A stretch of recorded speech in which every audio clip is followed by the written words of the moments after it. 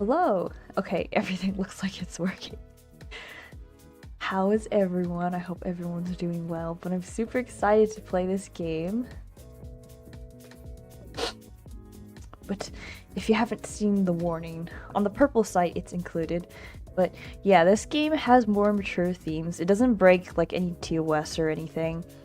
And I don't even think it's rated M, but just in case, well, as all my content is, it's intended for adults, and I treat it like movies and video games.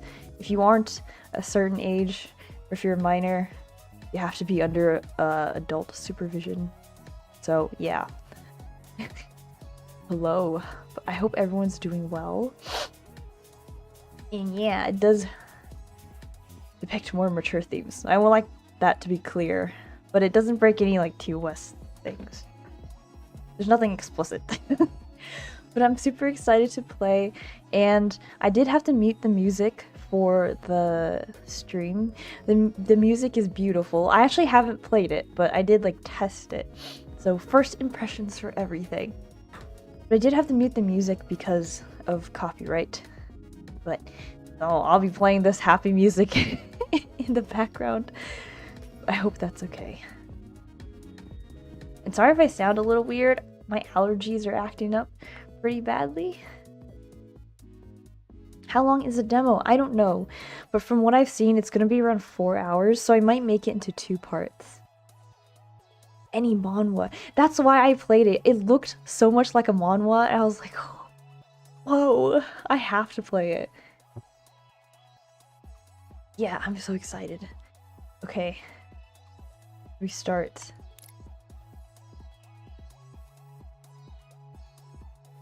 Get it go? Oh.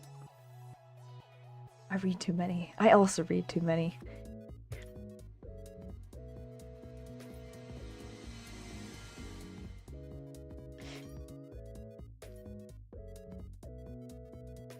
Oh, actually. Hold on. Sound. Let's make that a little bit louder since... Oh, there we go. Okay, return. Since there's no background music, we have to make the sound more dramatic.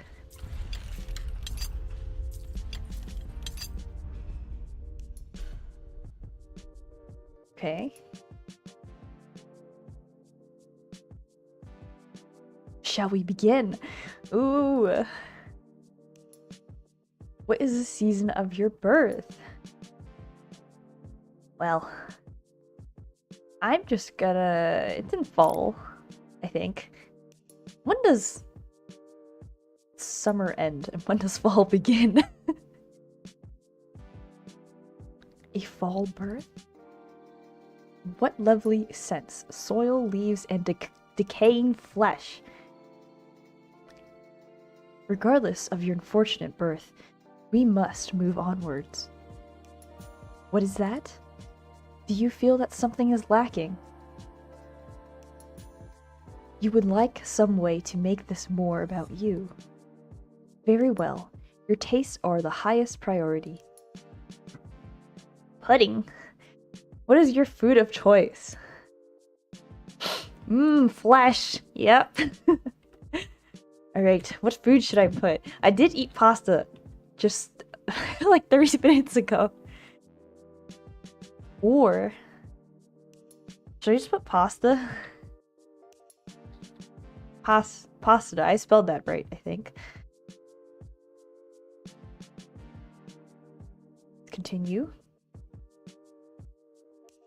Whether it be the sauce, the color of blood, or cream, you prefer your food to resemble pieces of a carved up body. I approve. You have exquisite taste in your mouth anyway. ...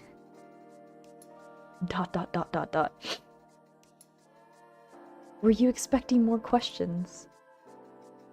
More focus on your desires? The time has passed, after all. Yours is not the only story. Oh, not the only story.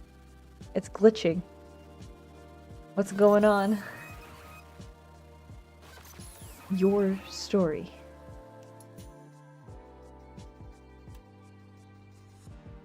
Fall begins, I think September maybe. Yeah, I think it's in fall. Wheel of Fortune, Chapter 1.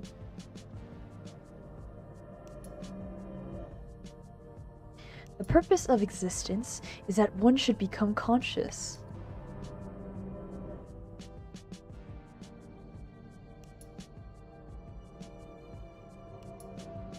Whoa, the art!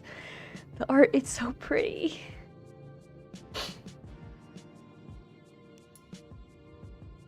Okay.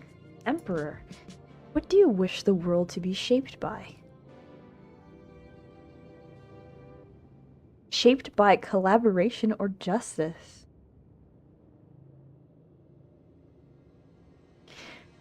I'll go collaboration. Oh, there's a timer. There's a timer. So you wish to work by consensus? Take care which voices you value and which you ignore. T.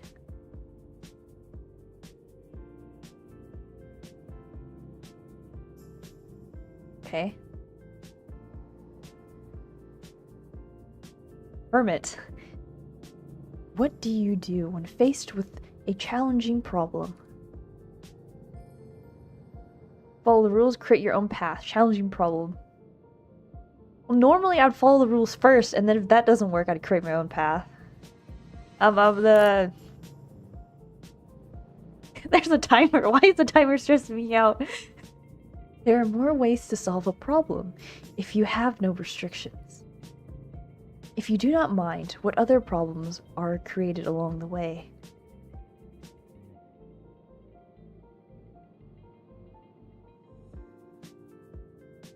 Okay, the other person. So we got the Emperor, the Hermit, and the Magician. Which is more important to you? Find love through forgiveness, love yourself, and your own strength. I'm gonna go with the second one.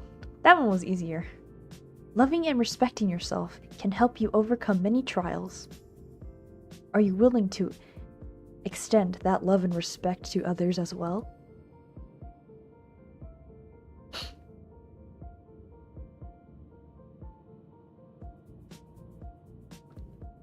So my cup of tea. Or tea? Coffee? Are they all ghosts?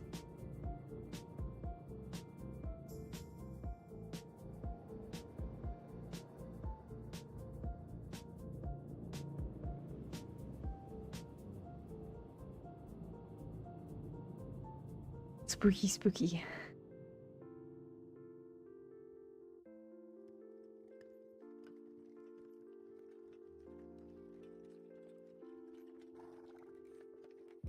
Where am I? Who am I? And why am I in a strangely moving carriage? A strangely moving carriage with comfortable seat cushions. Very comfortable seat cushions. Do you know Bad End Theater? It's like an interactive play, but also sad. I don't. I haven't heard of that. But dang, this demo is already starting off with quite the impression. Very comfortable seat cushions. No, I will not be distracted. Why do I not remember anything? After all, while I know that I sleep soundly, this entire situation is very strange. Hold on, I do remember something. I know that I sleep soundly. Unfortunately, that is not exactly the most useful knowledge to remember. Perhaps I can recall something else if I think deeply.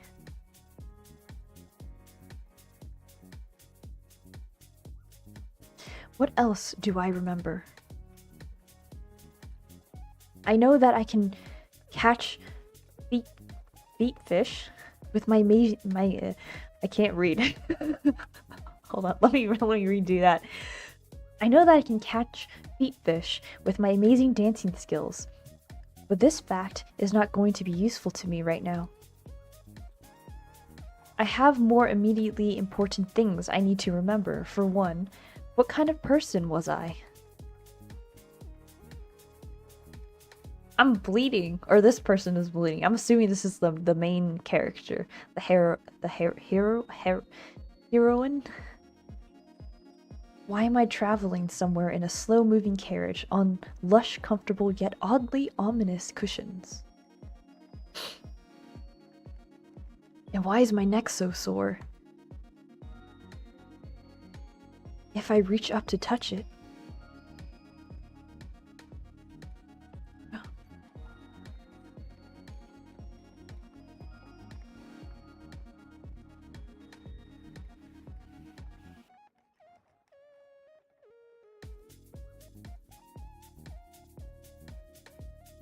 Well, I have another question.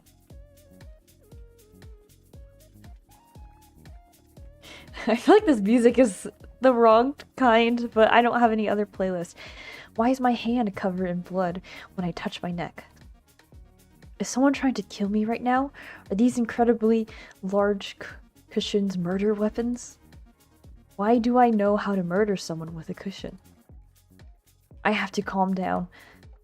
If I'm going to survive and determine what's happening, I have to be serene. Which is hard to do when my neck is covered in blood. Serene. Think serene thoughts. At least my head is still attached to my strangely sore neck. Unless it's not. Uh-oh.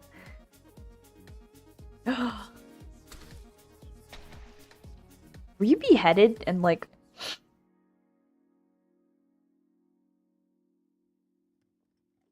Because apparently, I know what it would be like to have my head not be attached to my neck. This is not helping my serenity. Serene? I am serene. I have a head. I have a neck. They are delightfully connected. I have to empty my head.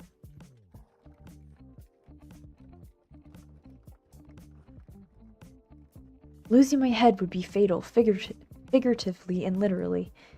I'm vulnerable, injured, and cannot remember anything remotely useful. I also can't remember anything remotely useful. I need to find some information that can help me.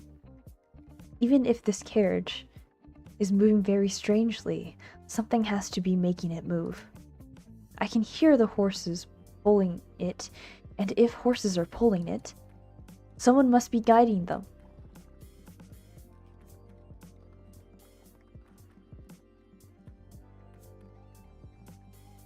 So if I yell out the window...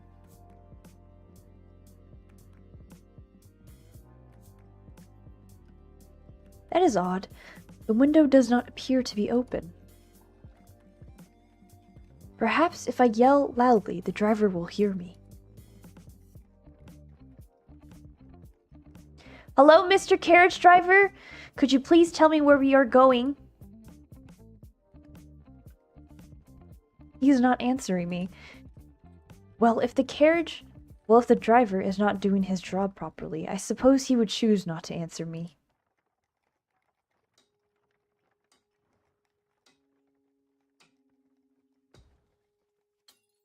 So, I have realized with my extensive memory of about 10 minutes, if you want to get something done, do it yourself. So, what should I investigate first? Oh, you again. So you need a little additional assistance. One might even say help? As always, I live to serve, for certain definitions of serve. And live. Capturing Hearts, a guide. The Villainess Survival Guide and Instruction Manual. Oh, interesting.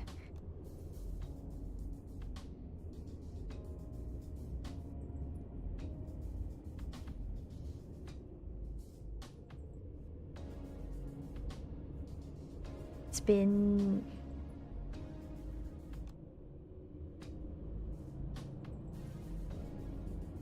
Survival guide. Congratulations, you have found yourself in possession of one villainess. In order to help your villainess succeed, you will need to know the following information. Okay, table of contents. Night and day. Alright.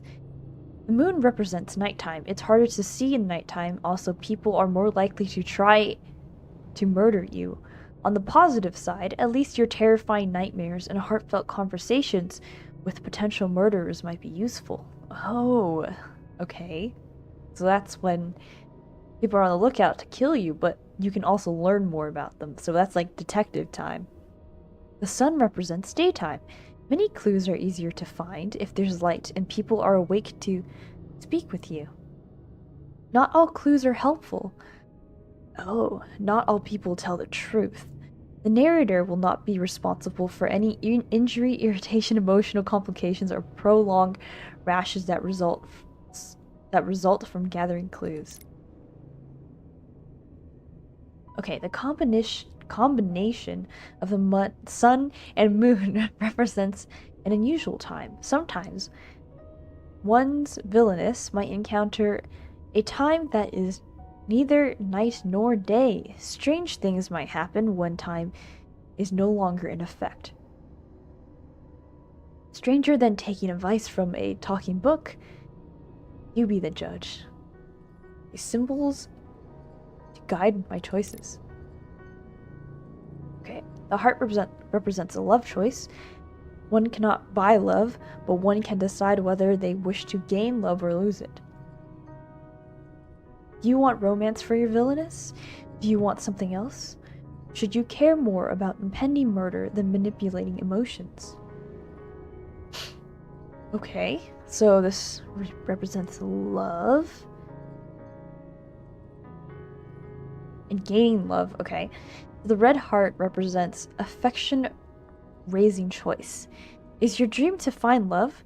When a love choice is made and you see red hearts rise into the air, love is being increased. Truly, love is all you need, as long as you don't care about pesky details like staying alive. Oh no. Okay, the black heart represents affection-lowering choice. Do you hate romance? When a love choice is made and you see a black heart break and fall, love is being decreased. There are few things more satisfying than reveling in others' misery. Let them eat little cakes. The magnifier represents a detective choice. Oh, hello! It's going good. Weather's nice. How are all of you doing? Oh, you're on both? Hello! Do you like solving mysteries? Whether you do or not, you must to survive. If you make incorrect deductive choices, your villainess will face a terrifying ending. Perhaps they are things you can only learn when all hope is lost. Purple butterfly and the red butterfly. So correct deduction. Do you like being right? When a deduction choice is made, you'll see a purple butterfly fly upwards. When a deduction choice is made, you will see a purple butterfly fly upwards. You made a correct deduction.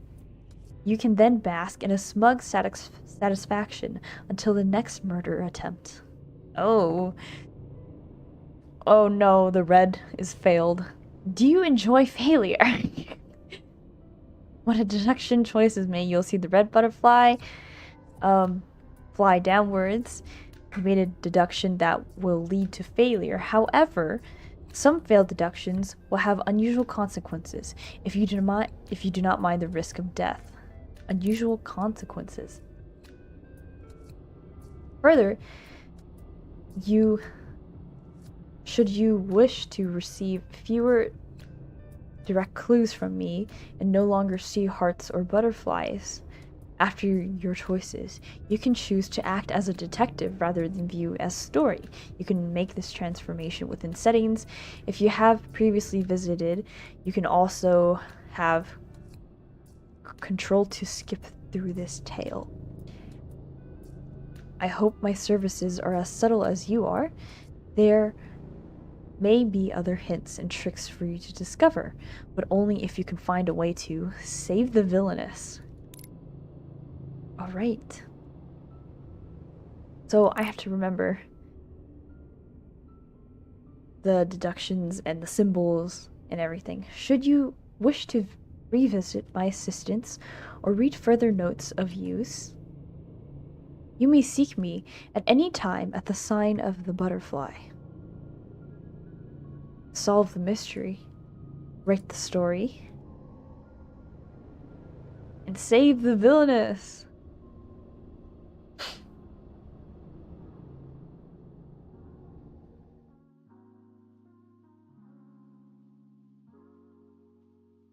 Ooh, spooky, spooky. I didn't realize that this game was gonna be that kind of spooky-ish. Well, that's unexpected, but in a good way. Wait, do you believe you already know it all? No? No, I wish to learn more about this world.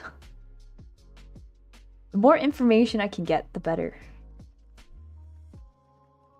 Oh, I'm no longer bleeding. So what should I investigate first?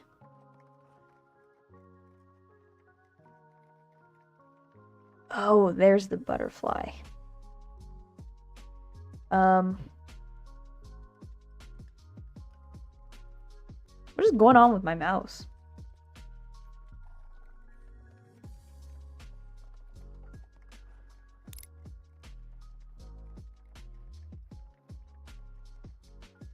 I have nothing to investigate right now.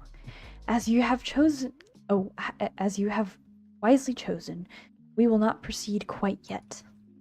Sometimes what seems familiar might not be as it appears. Your caution will serve you well. After all, I know that you do not yet understand one of your most important commands and duties.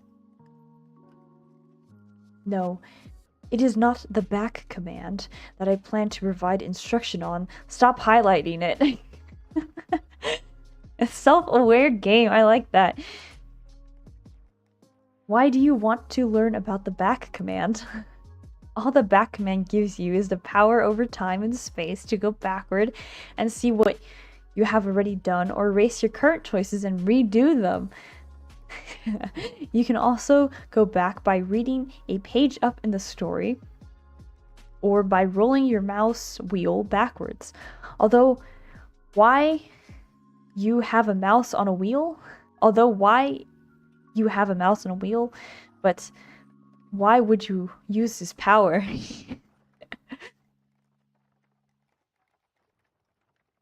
Going to watch from the start to fully understand.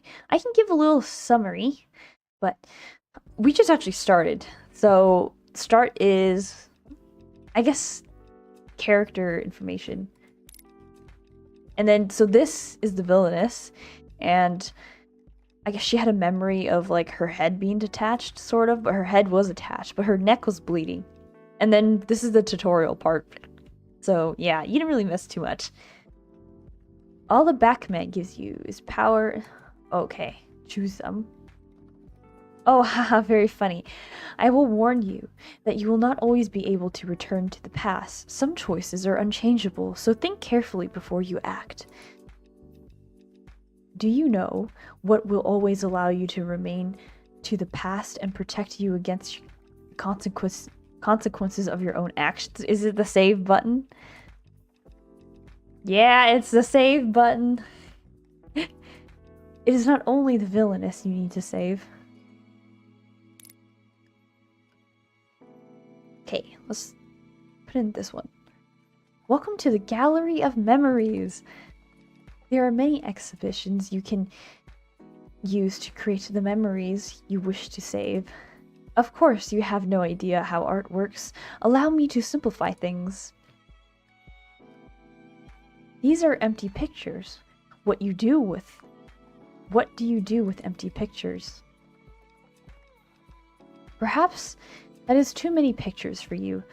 Let's take a look at one empty picture.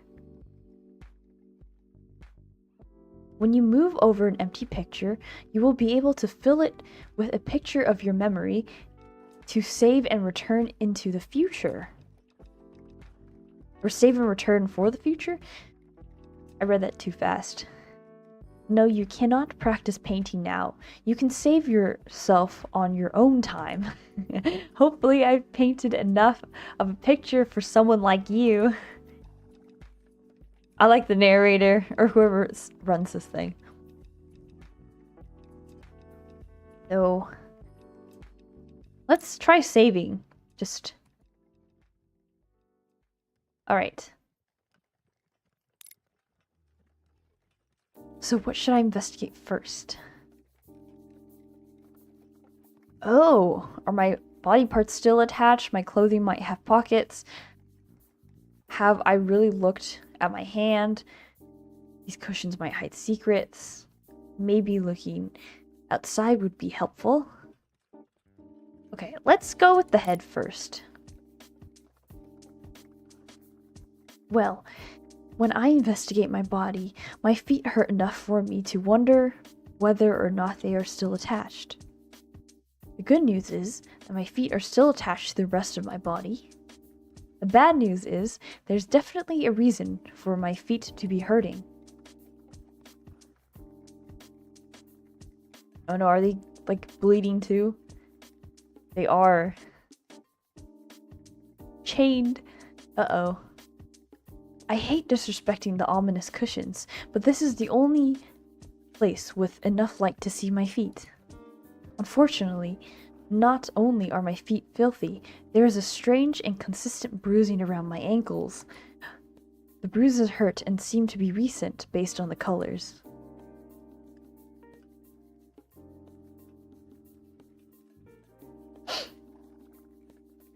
Did you escape from being chained? How did I get a ring of bruises around my ankle? My ankles.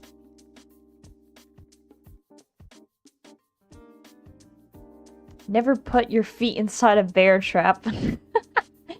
I am a bear. I hope I don't get stuck in a bear trap. Something was attached to my feet.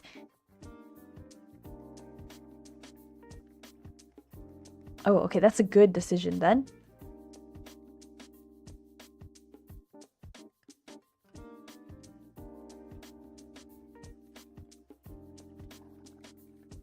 No matter how hard I grip my ankles, I could not possibly create this kind of damage. This looks like something was attached to my ankles. Something that was heavy and hard enough to badly bruise them.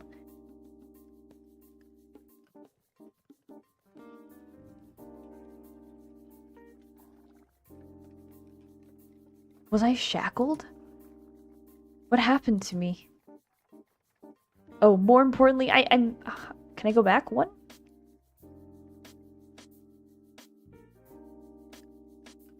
What happened to me?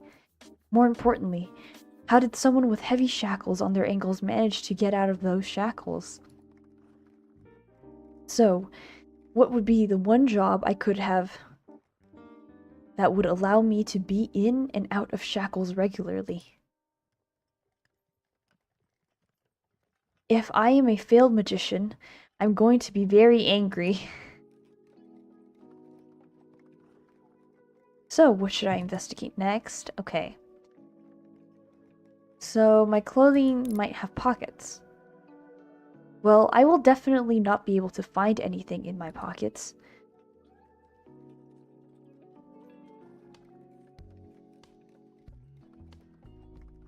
It's all torn.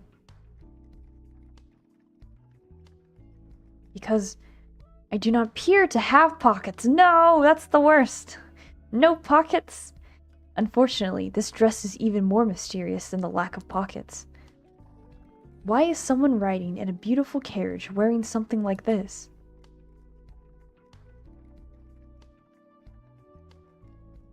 The brooch? The biggest mystery is, how did I not become How did I not become naked trying to walk in this outfit?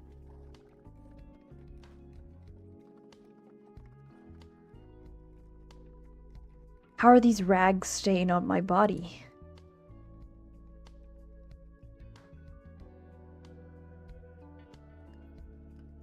Still, I need to solve my immediate problem. Why am I riding in this fancy carriage while wearing this dissolving outfit? This dress looks like something that has survived numerous attempts to destroy it, and then was used to birth several puppies. Hungry puppies.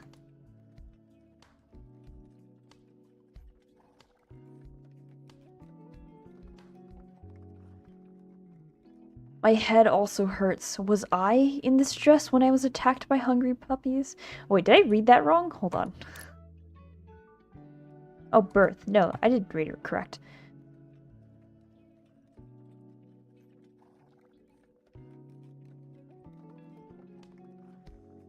Was that something from one of the books I used to read?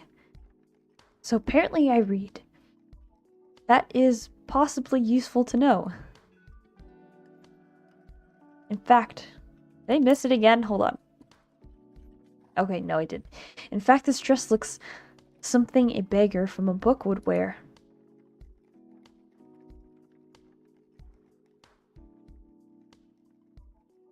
When I look closer, this dress appears to have once been very beautiful. This was not cheaply made.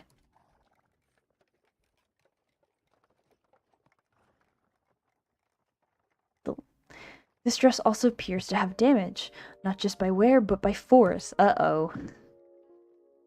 The dress and I also have not been washed for weeks, based on the overwhelming smell. Ah, the gamer. I'm joking. If I am in this fancy carriage, why could I not change out of this ragged dress? What happened to me? Gamer sweat. I could not change because I was a prisoner. I could not change because I was poor. Prisoner.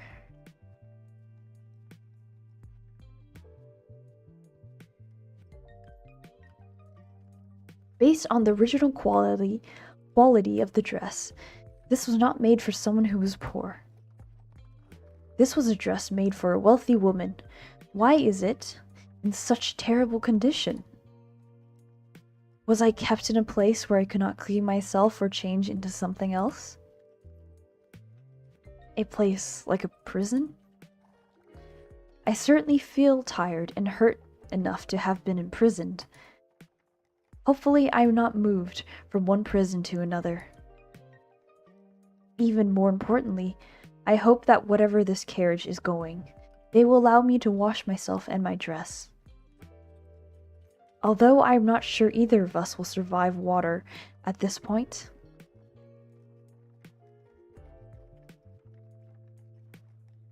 Okay.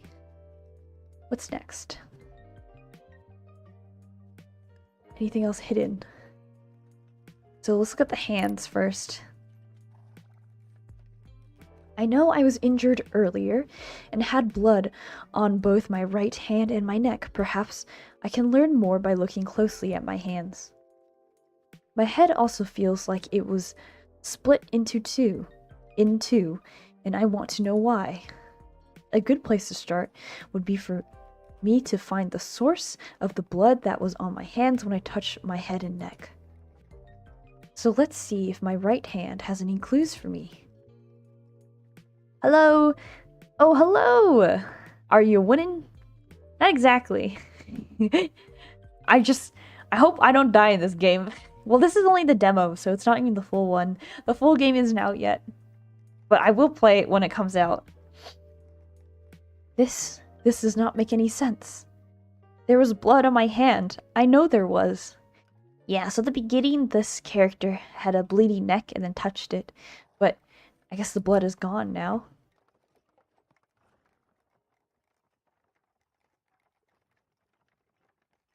I just needed to touch my neck again. Or I just need to touch my neck again. There's no blood there, though. This is bizarre. Not only is the blood without a source, there is no longer there no longer seems to be any blood at all. I cannot feel any injuries. I cannot even detect any bandages or stitches to stop the bleeding I felt.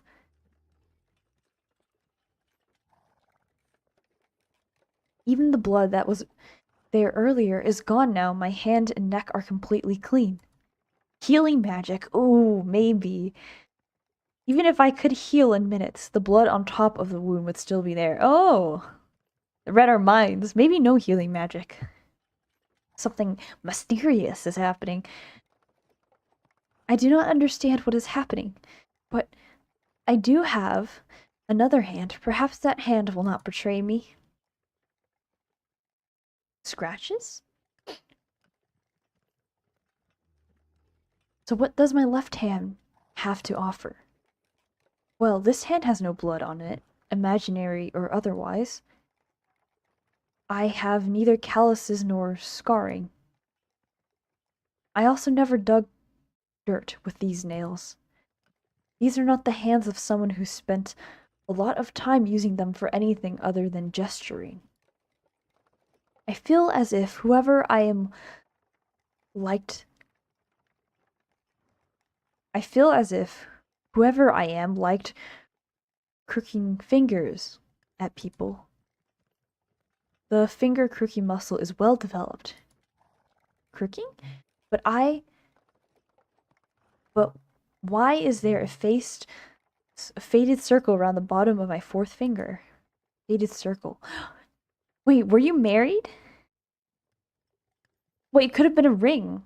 And like suntan.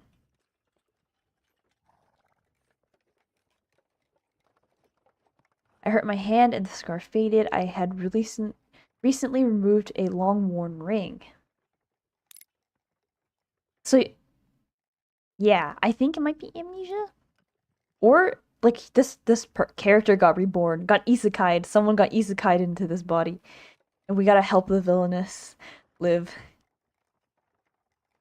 Why would I have a ring mark on the fourth finger of my left hand unless...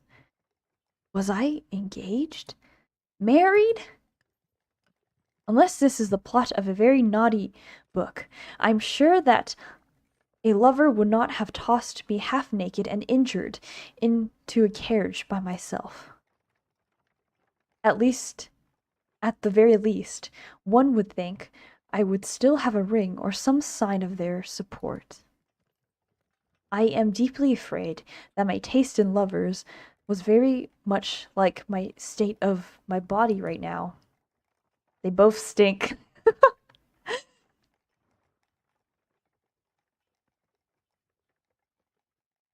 So what should I investigate? Okay, 2 more things, I think. I got everything else. These cushions must hide secrets. Cushions cannot be this beautiful and this terrifying without having hidden secrets hidden in them.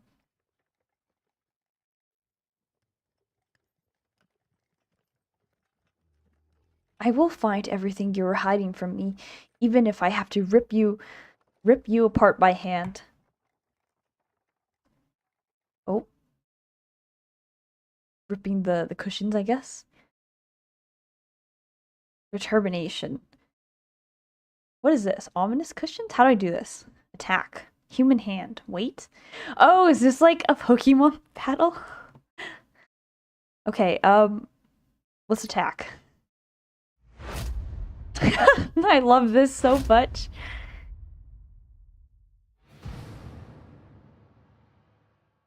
The cushions are unmoved.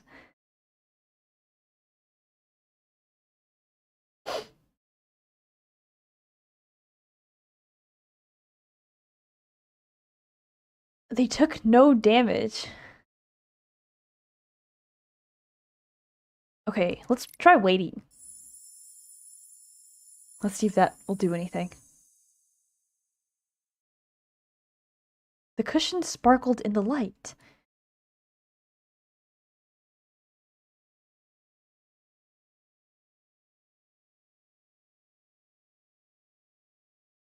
That didn't do anything. Attack again?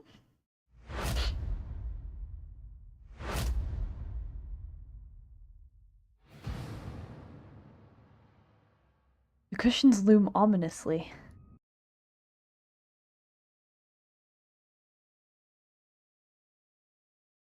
I have no determination left. Or is it just gonna be like it sparkled again? Oh, more sparkles? The cushion sparkled harder. Maybe I have to wait for it to just keep on sparkling.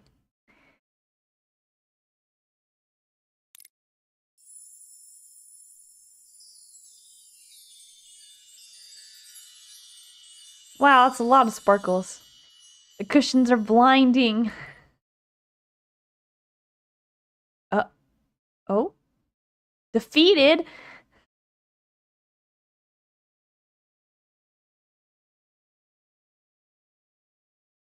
Oh, dang. I guess we lost 2 cushions. You have to do this again? The cushions are both beautiful and made of material much stronger than me.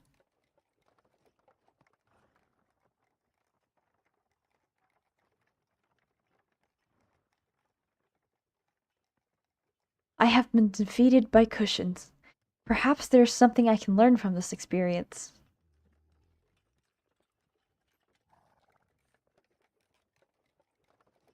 These cushions must be wildly expensive, like this carriage.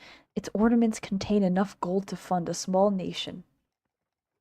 However, I know when something is expensive.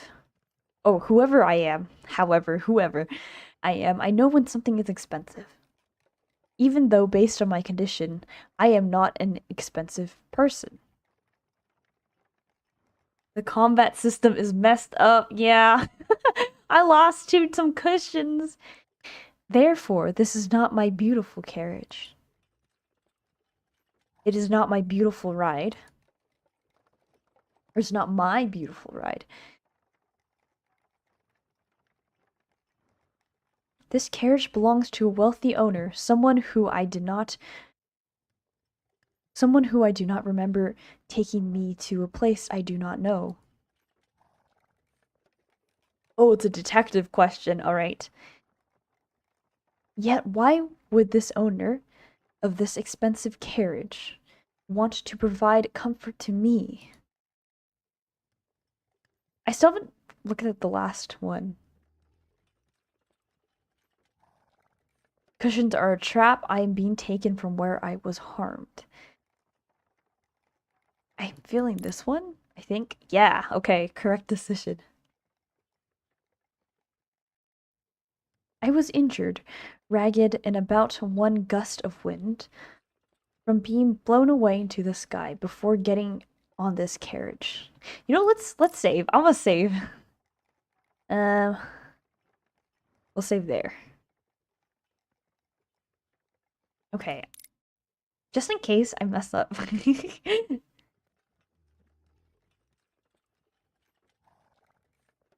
I was not well enough to sneak onto this carriage, and I could not have gotten in here by accident. Another reason that I could not have sneaked into this carriage is that even though the driver does not seem to care about me, he must know I am here. I even called out to him. That means that someone has deliberately placed me in this carriage and on these cushions. The person who brought me here, my patron, did not treat my injuries or provide me with new clothes or a bath, or perhaps they thought the cushions would cure me.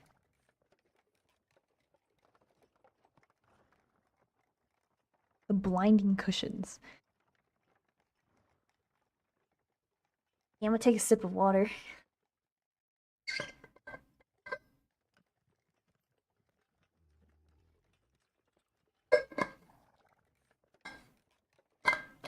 Make sure to stay hydrated.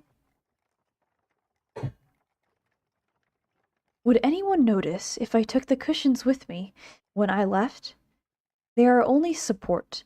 They are the only support I have right now. So, what should I investigate? I don't know if you can take the cushions. I mean, you lost a battle to them. Maybe looking outside would be helpful. Yes.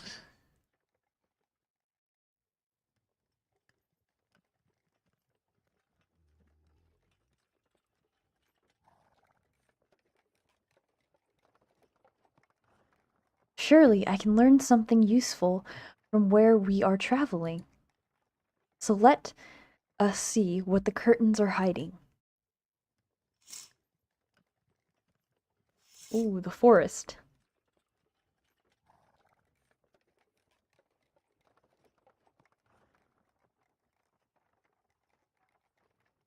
Opening the curtain and staring out the side window was not the most useful idea. There are many trees, but even with those strange flickering lights, it's too foggy and dark to see much of anything else, including the front of the carriage. Someone must be driving me, but there is something very strange about the way we are moving. The carriage is moving so slowly that I cannot feel the ground moving beneath us. It almost feels as if we are going back and forth in the same place. The driver has also never spoken to me, even when I yelled to get his attention. Should I be concerned? I am concerned that I did not hire this driver. Why care let workers do their job in peace? As beautiful as this carriage is, it obviously belongs to someone with a lot of money. I do not seem like the kind of person who would own this carriage, and the driver is not treating me as if I am paying his wages.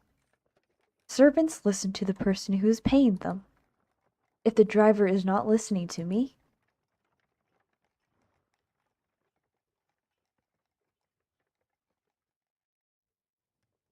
he might not have been my best interest in mind. He might not have my best interest in mind. Alright.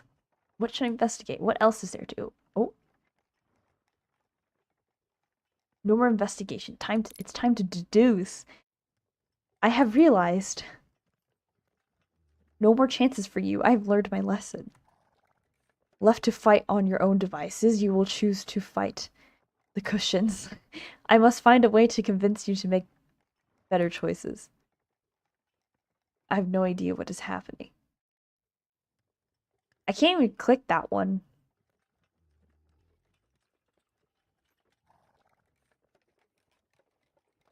Do you understand what this is? This is a lock. A lock. What does a lock do? Yes, it locks in case one of your options is locked. Because of your previous terrible choices, the path that would proceed to a better future is chosen by you. Should you make clever choices, or rather, if the villainess makes clever choices, a better path will be unlocked and available.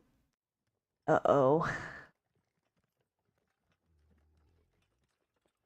I can't even choose that one, so... In a world of many possibilities, there are some things you can only learn when all hope is lost. Will you lock yourself in the story you want most to hear? You want to hear? Or can you open yourself to the truth? I have realized... Realized what? I am in serious danger.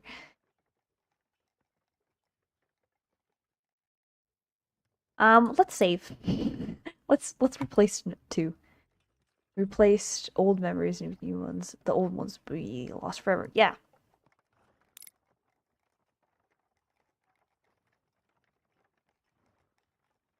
Huh? Oh, my playlist stopped playing. No wonder why it was so silent. I mean, the mood of the playlist is wrong, though. Okay, let me pull that up.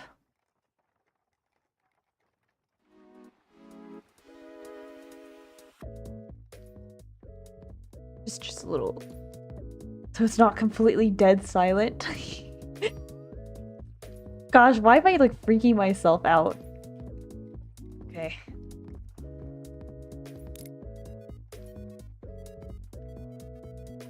While I might not remember my name, I certainly remember power. Unfortunately, I also know that I currently have none. I was injured and imprisoned, lost a long-term engagement or marriage, and I'm currently traveling to an unknown location surrounded by ominous, comfortable cushions. However, this is not how I've always lived. I was obviously once wealthy. My clothes are still attached to my body because they are made of fine, expensive material. How else could they have survived both prison and hungry puppies? On the literal other hand, my poor fingers have obviously never faced a choice more serious than which servant to crook my pointer finger at before I wound up here. Pointing. So, how did I go from luxury to misery to this beautiful carriage after using my investigative genius? I can safely say it is because I used to be someone with wealth and spectacular taste in lace. Is this too loud? I feel like it's a little too loud.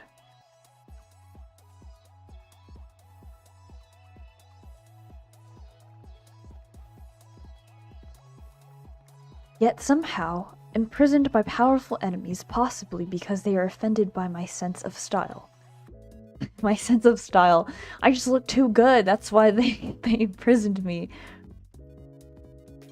However, someone with even more power and a greater respect for lace work rescued me out of prison and placed me in their expensive carriage. I don't know if rescue is a good word.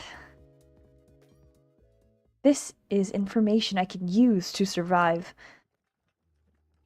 Or at least I could use this information if I was not trapped in a carriage ride to nowhere with a driver who refuses to speak to me. I just need a moment to think.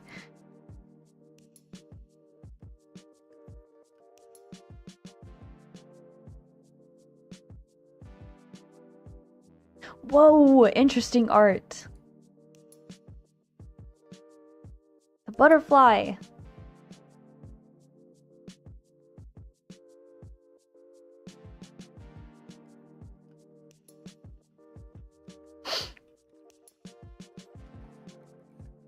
I could have sworn I saw a light by the window. Am I imagining things?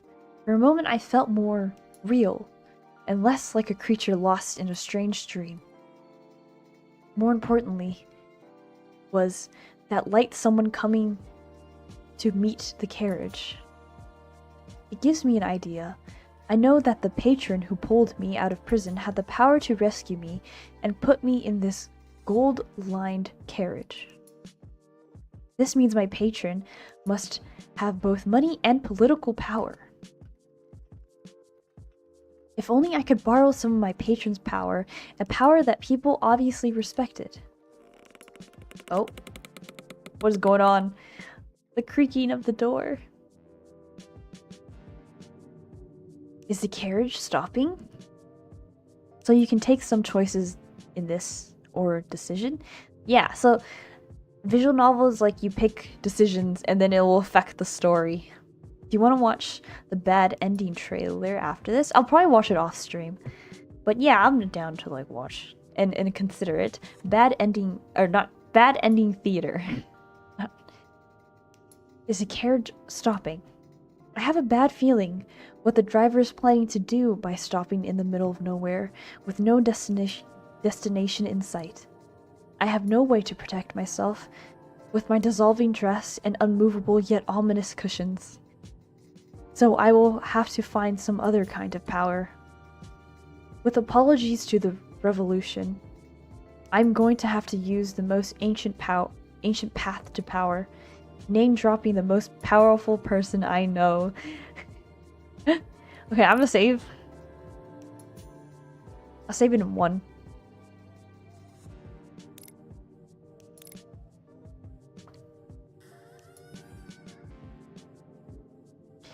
Thank goodness you're here, Mr. Driver. I'm glad you came to speak to me about speeding up the pace of our journey. After all, when I look out the window, I can see the light of my patron ahead. My patron is obviously impatient with how slowly we are traveling. At this rate, my patron will be here before you even reach the front of the carriage again, and that would be unfortunate for you. If you do not drive me to where I'm meant to go immediately, I'm worried that my patron might be upset with you. Name dropping the patron. There's no name. This is hilarious. I love this character. After all, I do not wish any harm to come to you. Power to the workers who make the country and this carriage run.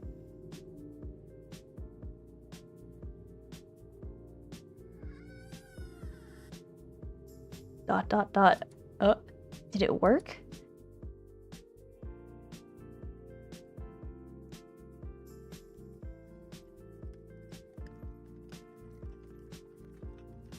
Oh, it's nighttime. Okay, so that means I can gather more information. However, I might get murdered.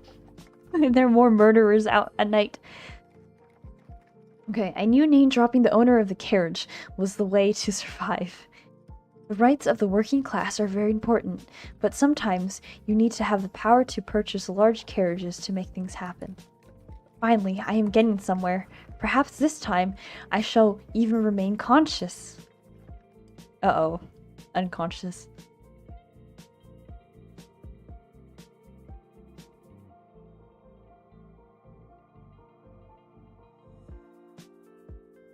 Chapter 2.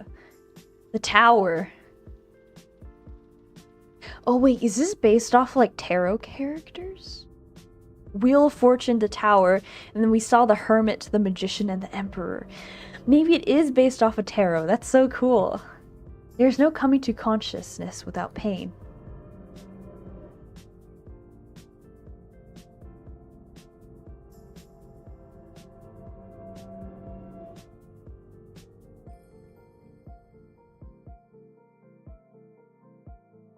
What's going on? Romance, love, betrayal. I can't. That was too fast. Happily ever after? Uh-oh. I can't read that.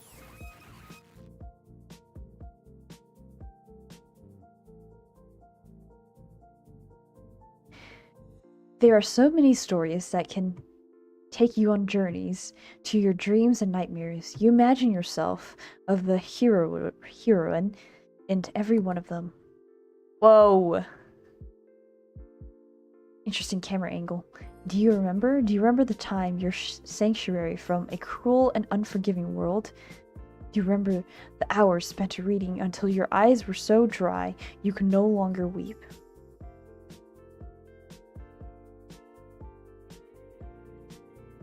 So many charming stories, feathering, swooning sweethearts who could overcome all obstacles to their love. I think this transition is super cool. You have spent countless hours with perfect princes, icy northern dukes, and charming childhood friends. Oh, so I took like their little quiz. The developers, I think, made a little quiz, and I got the duke.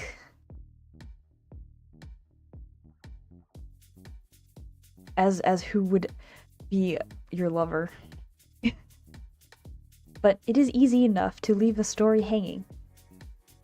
Can you do the same with your own life? Can you walk away when you are trapped in the story? Oh? Oh, you may not have realized, but you are trapped in a tale you once knew well. So it is an isekai! So this is just like a manhwa. With the power to write your own story, what would you want for yourself? Power, love, or something else entirely? So it's like the character gets trapped in the character in a story. Right? That's what they're trying to say. You are alone and do not know who or what you can trust. Do you seek to keep that isolation, or will you take the risk to reach out?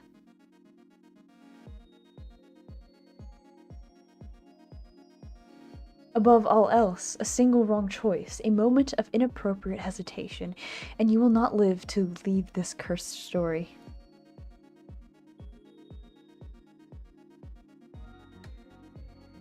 If you would protest that sweet stories should not have such danger, remember that not everyone in such tales can be loved by the creators.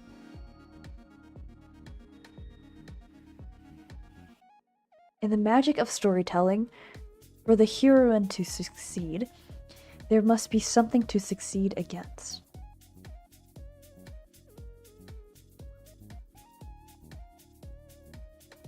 If there is a heroine, there must also be a villain, or a villainess. However, the devil is in the details. All hope is not lost. Perhaps you can shine a light on what is wrong with this world.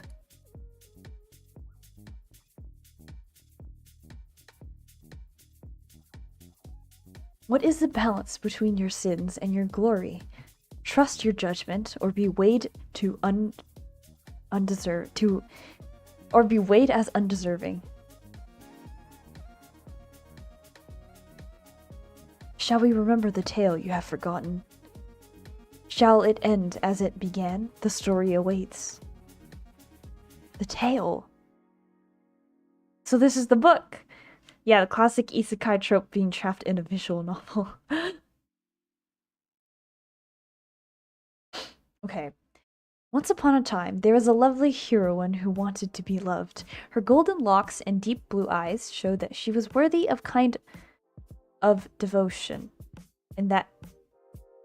Okay, her golden locks and deep blue eyes showed that she was worthy of the kind of devotion that can only be found in dreams, though she was but a commoner in a land of noble magicians.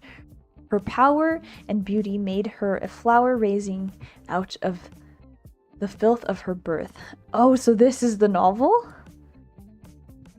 All those who knew this heroine told her how special she was, and that she was destined to find love with one as special as herself. Oh, are we the wicked noblewoman? Ooh, this is so exciting. Yet her beloved was engaged to a wicked noblewoman. Could the heroine capture her beloved's heart and win their happily ever after? First, the heroine had to overcome the most terrifying of opponents, her beloved fiancé. The Villainess.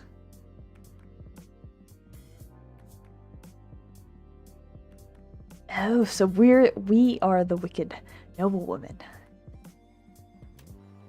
Does it feel as if you're getting nowhere?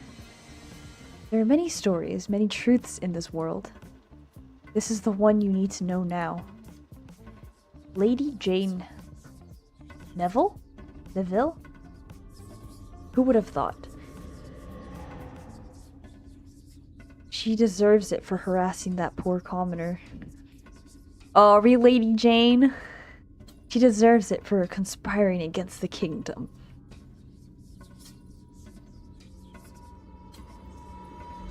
She deserves it for pretending she was anything special.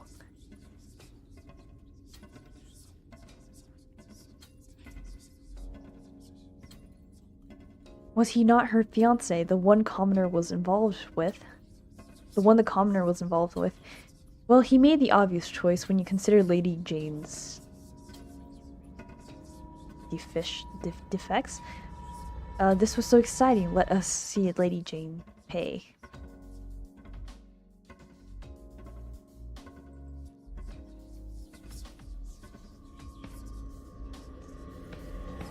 Oh.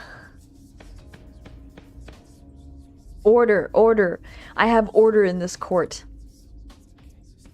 I am presiding over this trial and I will have order.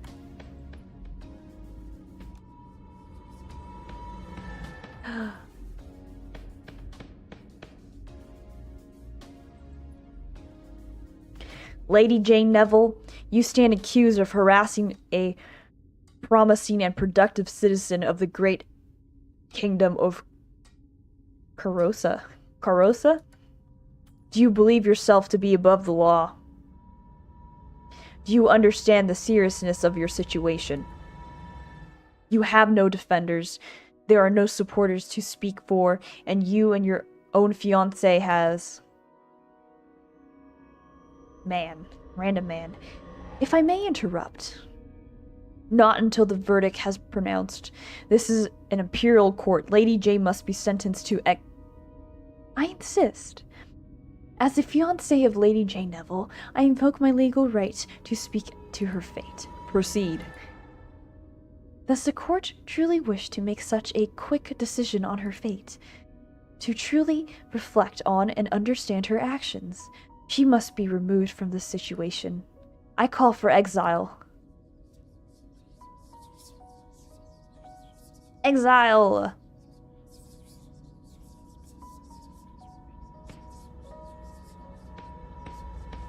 Order! I will have order!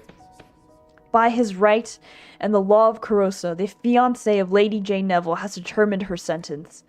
Lady J Neville is hereby condemned to exile.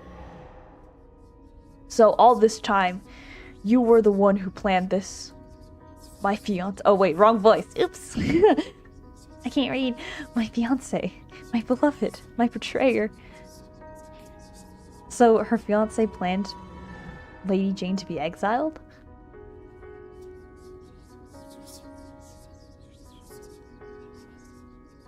Exile for one without support is the same as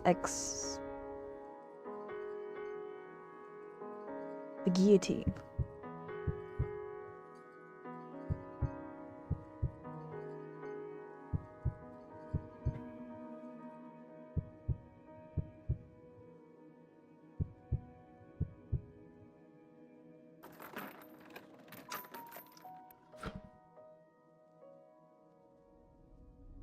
How attached are you to your head, my lady? Yeah, I'm biting my nails too.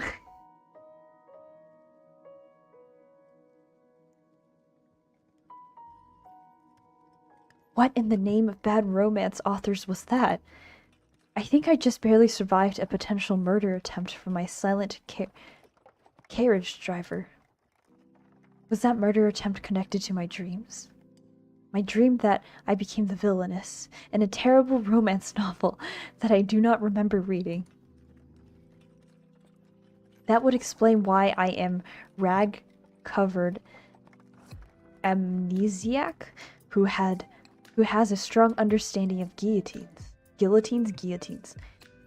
Obviously, a brilliant woman like me would normally play the role of the heroine, but someone must have decided that the Villainess could use my investigative genius.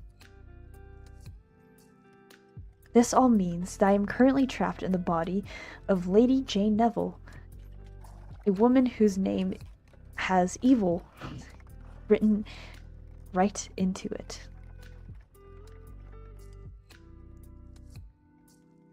So, if I want to survive, I must use my investigative genius to determine who wants to get rid of Lady Jane. Is everybody an answer? However, if the dream is true, then Lady Jane was mostly loathed by the heroine and Lady Jane's fiancé for being in the way of their romance. Oh, I can't save right now. I was gonna save. I call for exile. Alright, based on that dream, Lady Jane's fiancé obviously wanted her to die miserably in exile, only to have his plans foiled by a patron who broke Lady Jane out of prison. Who are these people? How could a high-ranking nobleman or noblewoman like Lady Jane be imprisoned for bullying in the first place? Who cares? Oh, I'm saving. I don't want to risk. Okay. Who cares? More importantly is that I find a way to survive this bad romance once I remember who my allies and enemies are.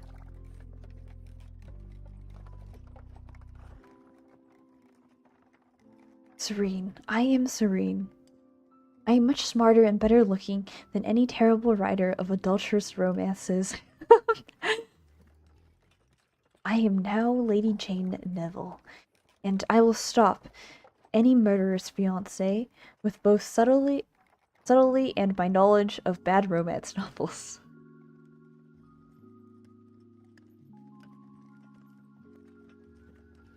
I just need to get out of this carriage first.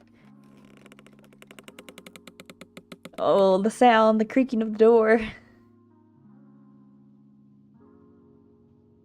I did not mean that I wanted to leave that quickly. I am meant to leave here. Surely the driver cannot behave that suspiciously a second time. I have so enjoyed our conversations, Mr. Driver. I will miss them wherever it is I am going. Oh, do we get to leave the carriage?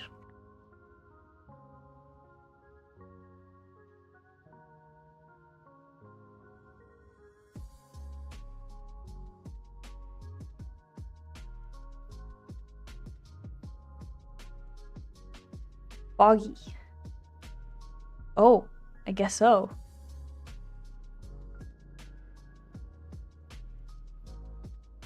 Okay, I'm gonna save again. Here.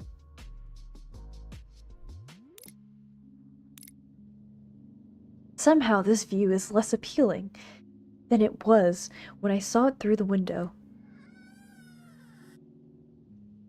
Oh, this is so scary. Oh. Wait! Are you planning to leave me here? Wherever here is.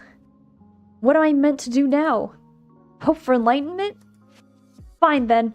Let there be light! Oh, the light is showing.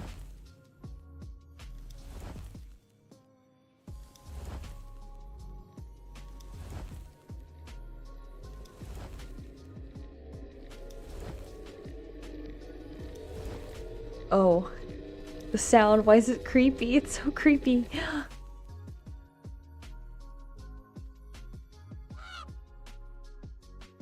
Oh my.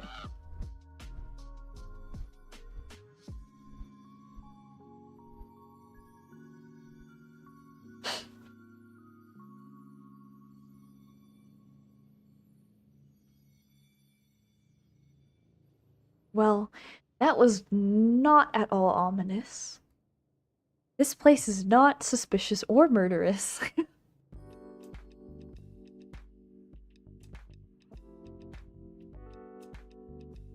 What next? Will the dead call for me? Oh, they're gonna start calling. Come closer! Oh no.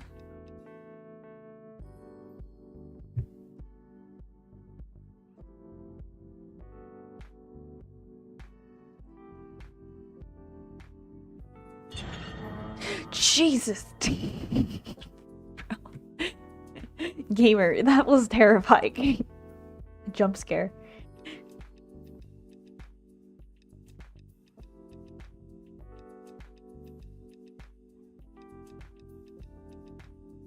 Servant.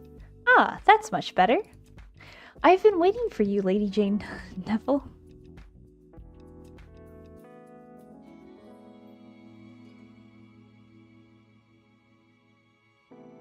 Welcome to the house.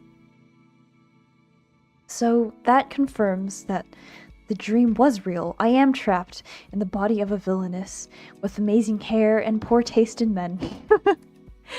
It is reassuring to know that someone in this story is both polite and willing to not instantly murder me.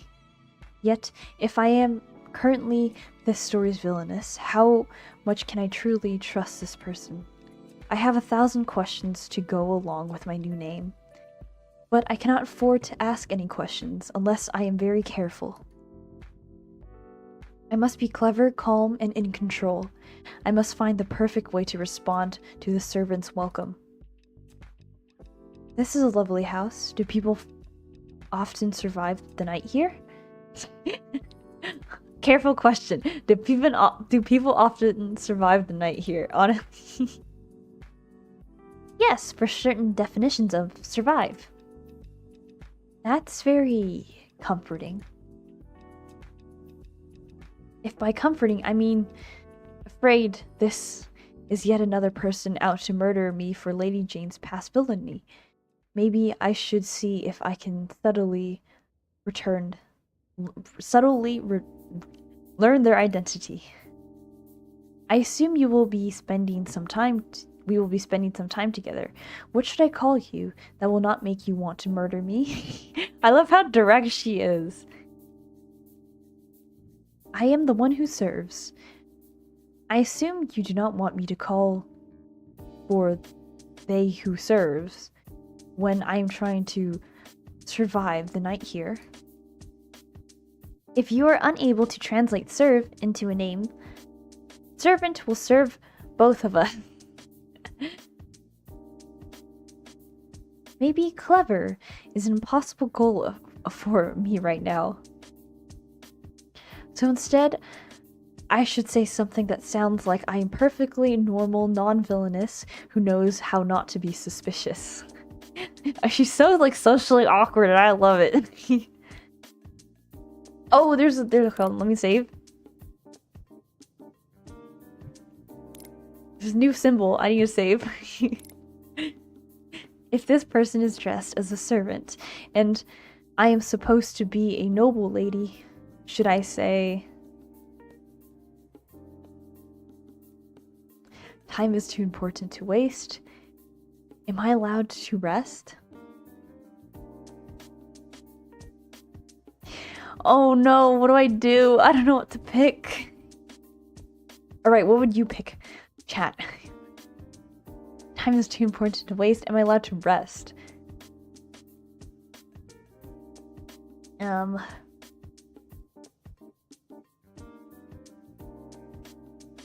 don't even know. Luckily I saved though.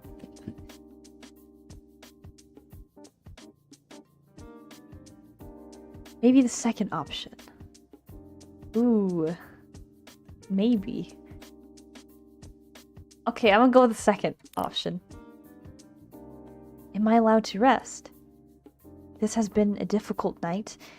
May I have a bed, a hot meal, and an entirely new life, not necessarily in that order. I'm currently unable to grant permission for soul transfers, but I am disappointed in your lack of ambition. Oh no!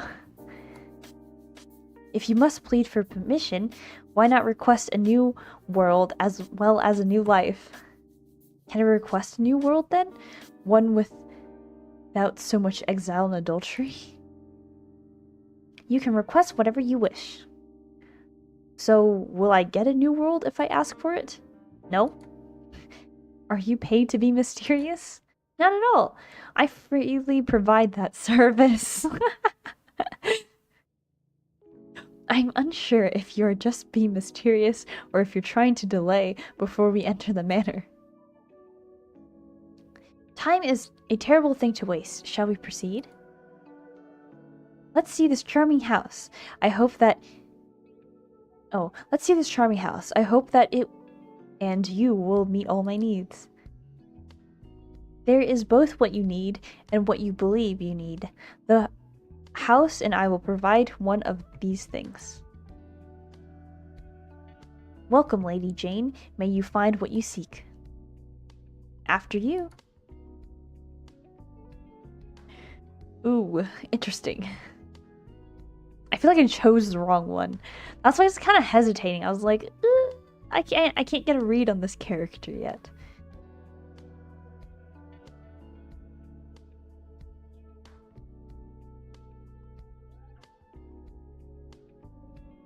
But it's nighttime, so that means the murderers are out here.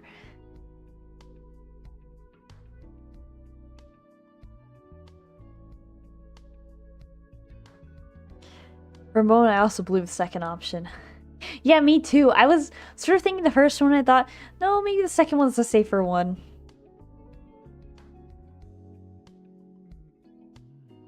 And the first one did seem kind of rude, that is true. But we'll see how the story continues.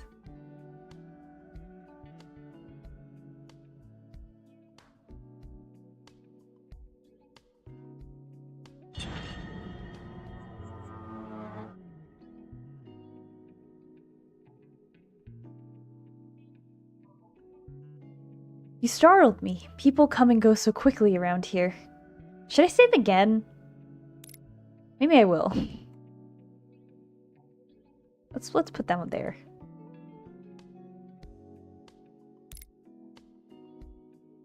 People come and go so quickly around here.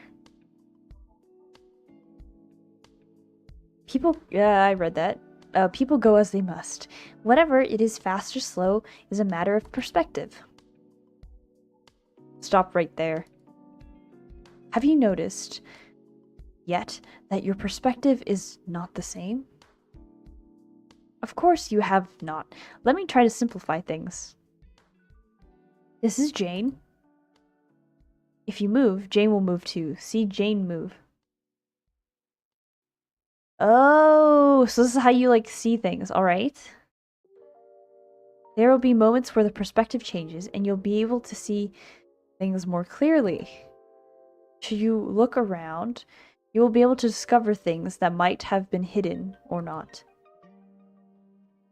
If there are voices blocking that you can see, or there's voices blocking what you can see, you can hide them from view while you explore. Oh, use H. Okay. Pay attention. Find what is hidden, but above all else,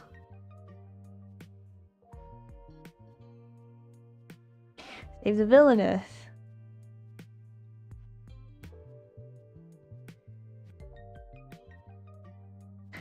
Is there anything here? People come and go as they must. Whatever it is, fast or slow, is a matter of perspective. Yes, speed is obviously something that... There's something down there. What is that? Speed is obviously something that can be measured by feelings. It's cute. Oh, wait, this is the little mascot for the developers. Oh, I remember seeing this. I was like, I remember seeing this character. It's adorable. Much like time. Obviously, I will not be speeding to my bedroom to rest if I cannot stop going around in circles, both literally and figuratively. So what can I say to move things forward? So this is the house? The house? Okay, let's save again. Actually, since this is the first run through, maybe I should just play, like, whatever happens, happens. Maybe I shouldn't, like, bother saving. So this is the house. The house. As you see, my lady, there is no other houses here. Therefore, this is the house. Certainly, everything about this situation is perfectly logical, however.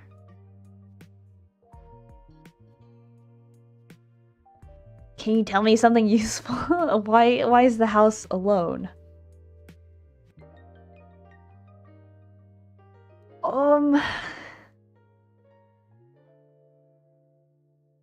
I feel like if I go with can you tell me something useful, it won't be as direct. Therefore, the servant might not answer you. But also, judging by the other option, maybe going the first route is correct, because... Oh, I can't tell. What would you choose? Option 1 or option 2?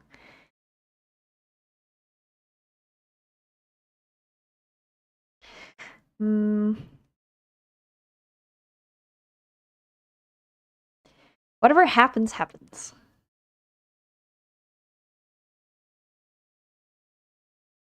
2, because 1 seemed kind of rude. Yeah, same for the other one, but then it ended up being option 1 is better. But I think 2 is more direct. So I'm gonna go with 2. Why is the house alone?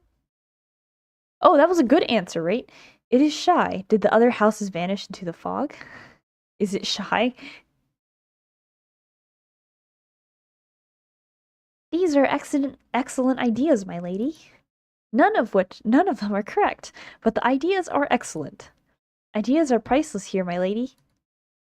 Should you keep several spare ideas at all times, be you will be well rewarded. I have no idea what I know or do not know at this point. I need to find some information that will keep me safe while living as Lady Jane Neville. I will. I also need to find a way to earn the servants' trust, so they will support me against my murderous former fiance. Maybe subtle flattery might help convince them to support me. This is a very lovely house that obviously does not always kill people under mysterious circumstances. Yes, I've said as much. I wish people would appreciate the beauty of hardwood. Well, I appreciate the beauty of hardwood. I can definitely look around and see how wonderful this house is. Okay, we're gonna go exploring in this house.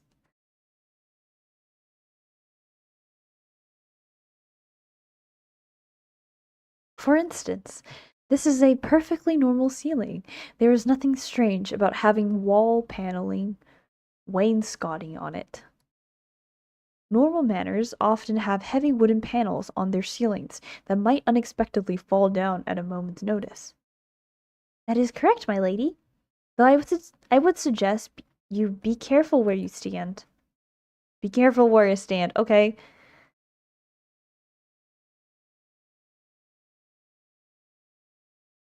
Why? Is the secret is that the secret of the house? Does it destroy people by dropping unexpected wainscoting from the ceiling? Scooting. I think it's scooting. Yeah. Going to sleep. Bye bye. Bye everyone. Or bye. Why did I say bye everyone? Bye. Thank you for coming.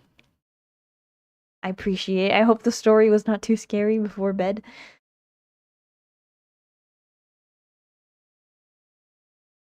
This was almost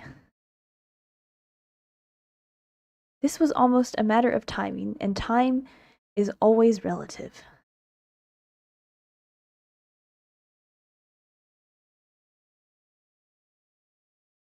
For all that servant speaks of time being relative, I felt that it is running out for me.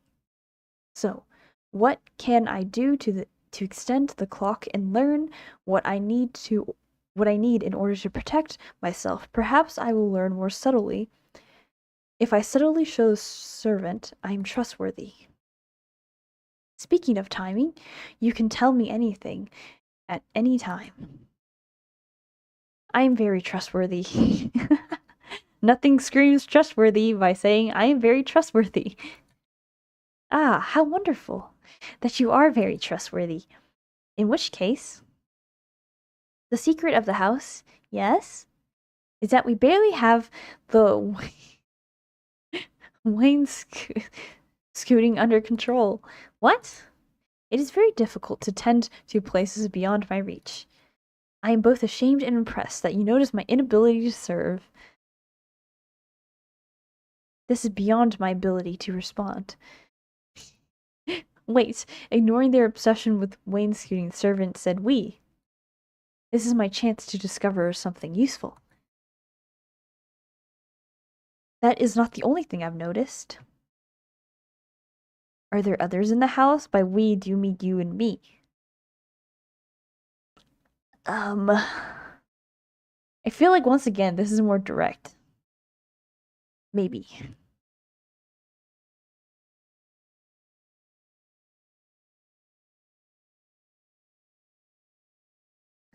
I'm back out of my coma. Hello. Welcome back.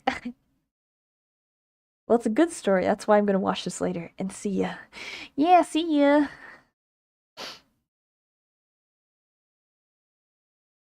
And there are others in this house. Oh, what should I go with? First one or two? Honestly, I don't think either one is that bad of an option. But I feel that this is more direct and more on character with Jane. And then this one, the servant could just say yes, and there might be other people. But for this one says, are there other people in the house?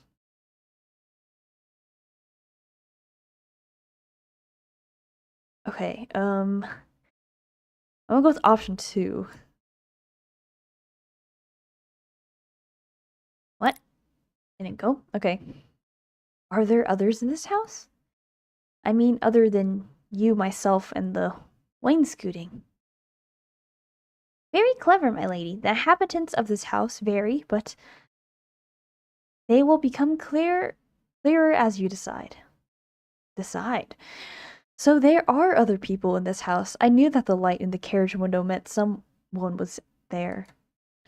Does that mean my patron is here? Or is it someone else entirely?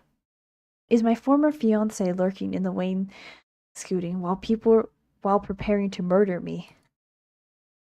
Either way, I had better make sure servant is on my side and not tempted by lurking fiancés. Well, no one else here could possibly be as remarkable as you. Oh my, oh my lady, in several hundred years your bones will grow flowers as lovely as your long decaying flesh.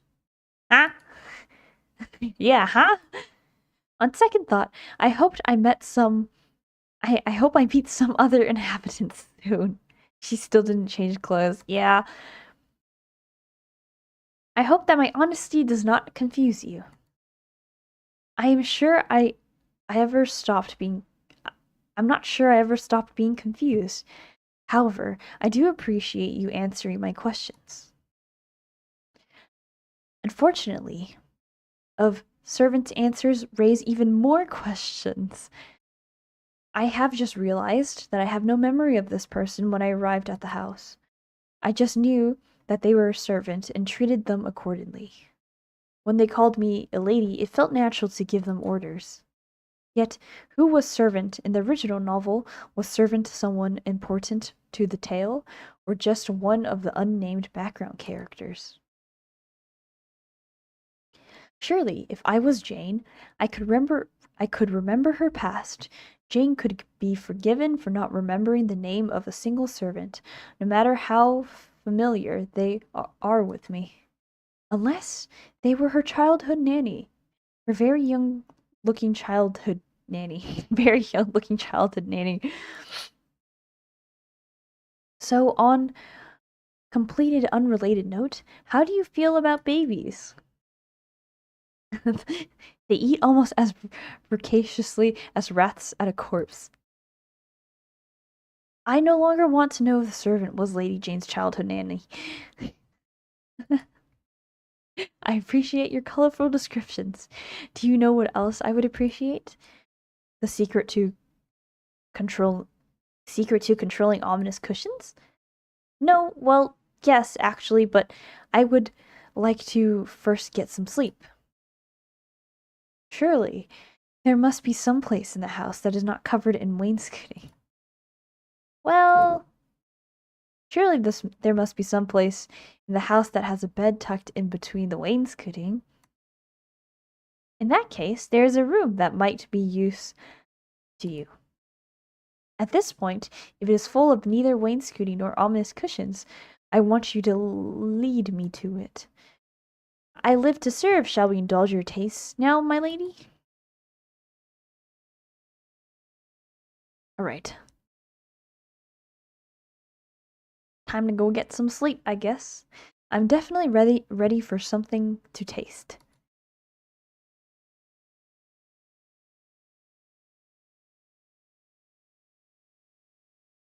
Oh.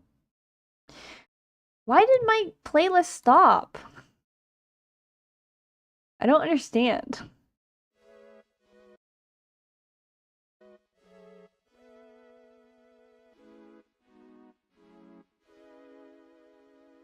Oh, my room. Is it going? Okay, it is. Sorry, a little scuff here and there. Or a lot of scuff, really. Nearly there, my lady, for some... Did I miss something?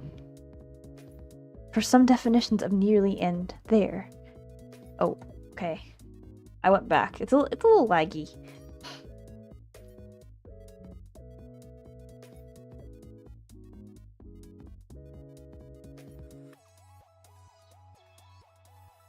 Shoes.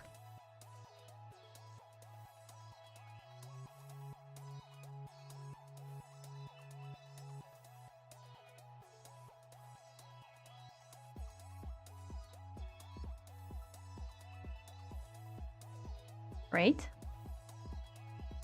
Okay, nearly there, my lady, for some definitions of nearly and there. It feels like there should be many more rooms on this side of the manor, yet there's only one door. This does not match the windows I saw from outside. Even the lights I saw from outside did not match the lights inside.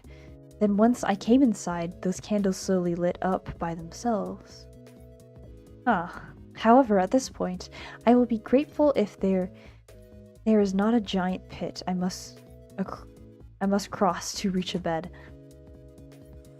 Is this the bedroom where I will be staying? Of course, unless you prefer the hallway. Alright, so what can I see? It's giving me the option to look around. So I can see this portrait. And really nothing else. The flowers. Of course, unless you prefer the hallway. Pardon me? Well, it is a beautiful hallway. You are welcome to stay in this, as long as you like. Yeah, I can't go any lower than that. So, as long as you don't mind what comes out of the wallpaper when you close your eyes. Comes out of the wallpaper? Serene. I am serene. Ah, serenity. I wonder what that feels like. Oh, me too. Now that we have something in common, I should ask servants a question to better understand what is happening in this house. After all, I am supposed to be trapped in a bad romance, not in a horror novel.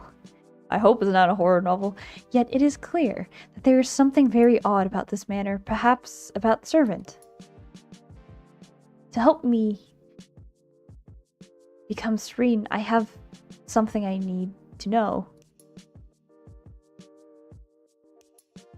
Do you usually see things that are not here? Why is this house so unusual?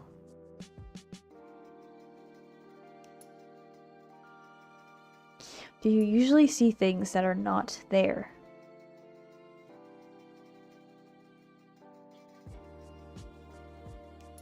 Oh, these are both hard options. Should I go with this one? I feel like, once again, this is sort of more direct. I'll go with that one.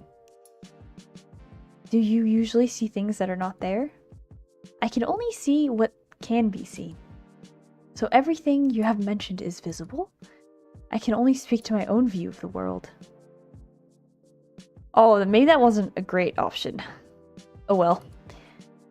You claim to see things coming out of wallpaper, as well as rebellious wainscoting and murderous pillows. Perhaps you could tell me what do you not see?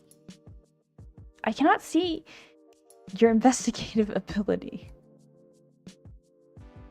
I'm not sure whether or not I was just insulted. However, the only thing worse than being insulted is having to ask whether or not you were insulted, so... Ah! I definitely understood your clever words. I am now ready to sleep and think about how clever you were. What a coincidence. I'm ready to stay awake and think about the same thing. Well, I am ready to take my chances with whatever is beyond that door. Well then, the evening is spread against the sky. Let us go.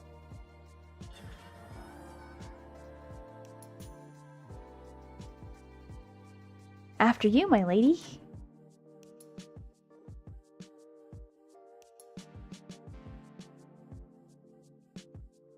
Oh, so this is the house. The room.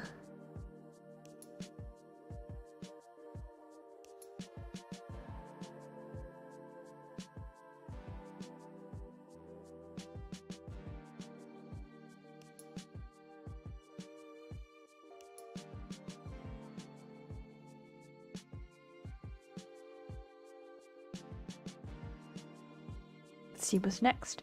So the bed is placed against the wainscoting.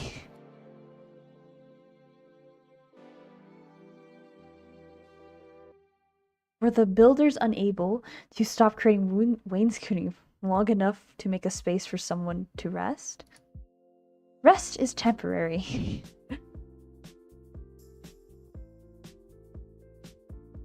Rest is temporary. League of Legends is immortal. Wainscoting is eternal.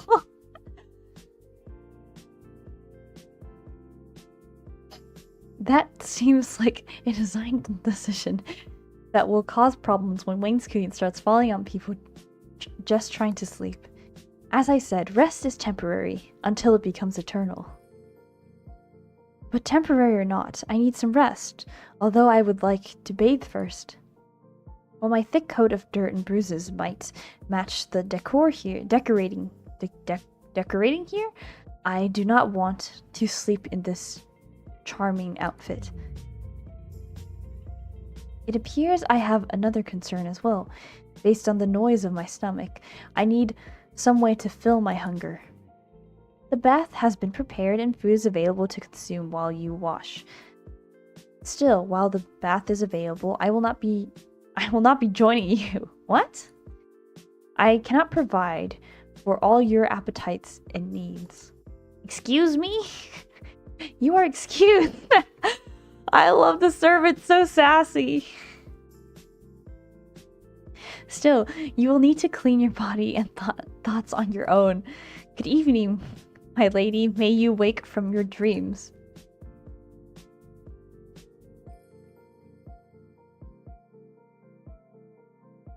Now I am afraid if I blink the room will disappear as servant did. I must find the bath before this happens. The room looks as if a depressed brothel mated with an army of wood paneling. Interesting description.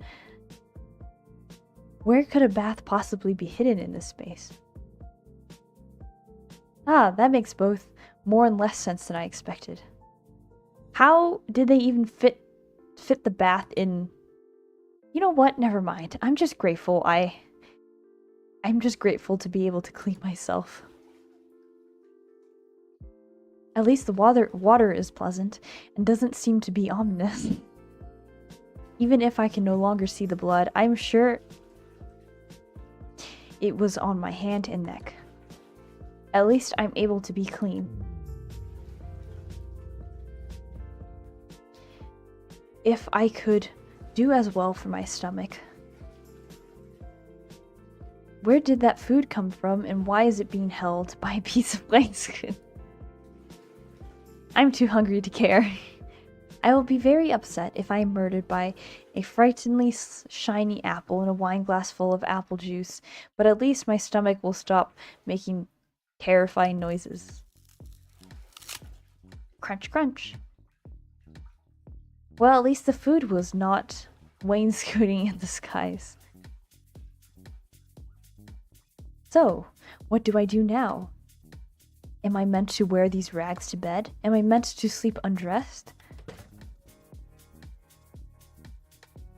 That's definitely a nightgown. I'm just going to assume it was hiding at the bottom of the wine glass.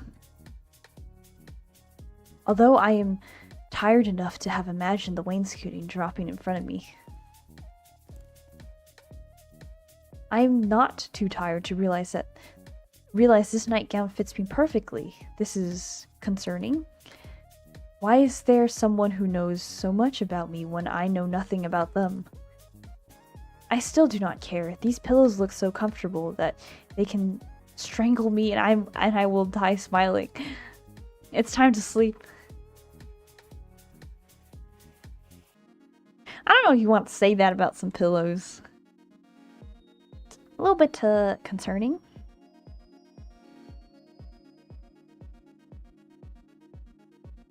I hope my new dreams are kinder and less strange than the rest of my day.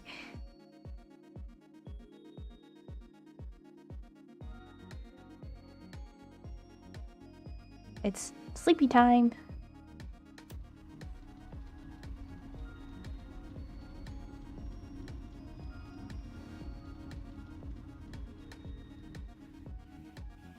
Oh, okay. Such happy music. A scenic meadow.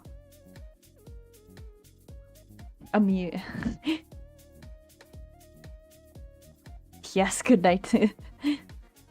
A memer? I know what that meme is, or I know like what that means. A stunning beach. Forest.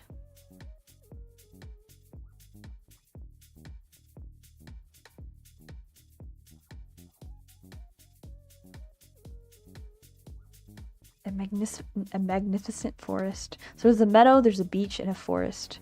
Where would you like to die? What? Do I have to make a choice?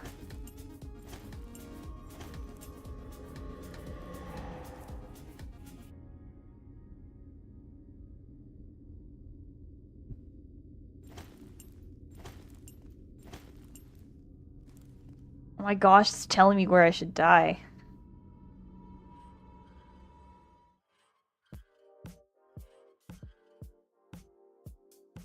The moon. Scary moon.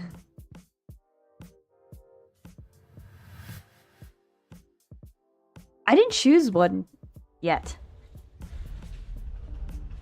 It's daytime now?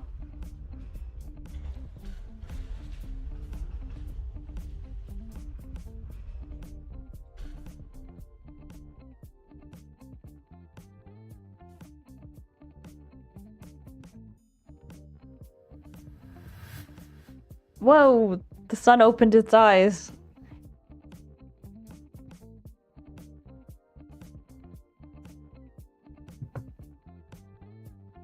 Okay, I guess Jane is opening her eyes. Okay, so I am gonna quickly run to the bathroom, and I'll be right back.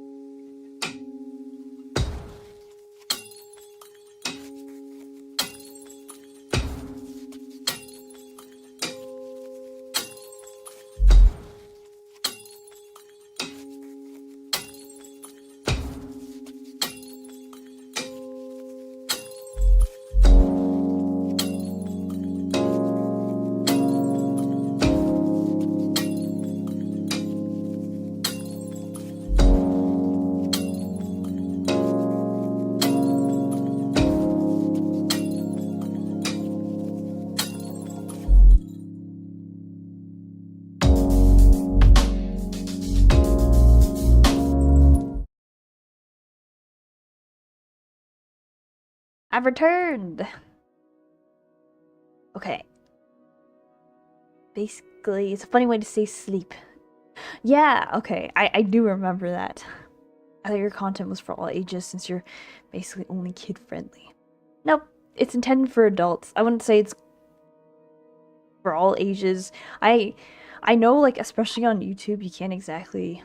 If I were to ban someone, they can still find me, so I have the rule where it's intended for adults, but, like, I don't do any, adult content, in quotes. If you know what I mean, but yeah, it's intended for adults, because I swear, and sometimes I want to play games like these. I treat it like a video games that, like, let's say a video game has an M rating. If a video game has an M rating, it just means you're not allowed to play unless you're a certain age or without, like, guardian / parental supervision. But yeah. And for which I choose, I didn't choose a place to die. It just showed up. So I am unable to escape from this horror even in my dreams.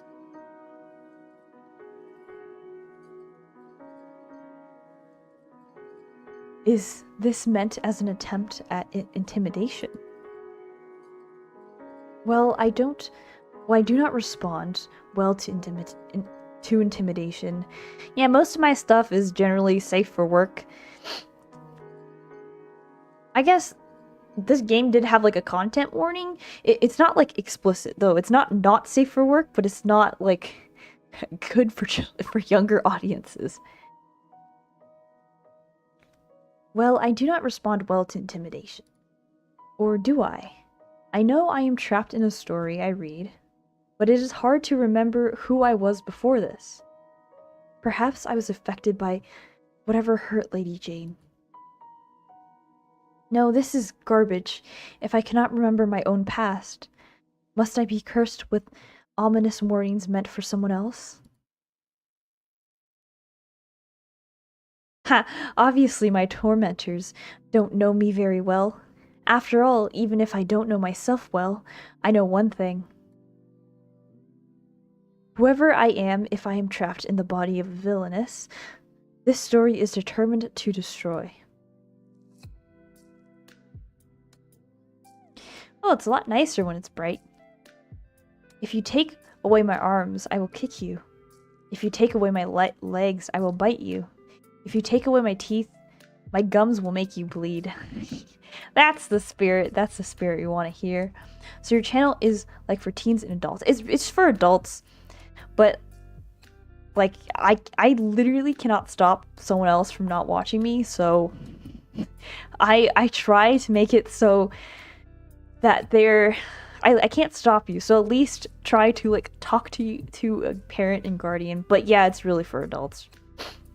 Eventually, I want to play, like, more different games, and I would like to play Baldur's Gate. And that one is not for kids or teens. When I say kids, I mean, like, any minors, anyone who's younger than 18. If you take away my teeth, my gums will make you bleed. But yeah, the thing about YouTube is if you ban someone, they can still technically see your stuff. So at least I hope that everyone makes the right decision and at least talks to their guardians. And like I said, I treat my channel like I do M-rated games. So if you're not a certain age, you have to get supervision from a guardian. I will not be defeated. I will find a way to escape this mad world. Good morning, world. Here I come.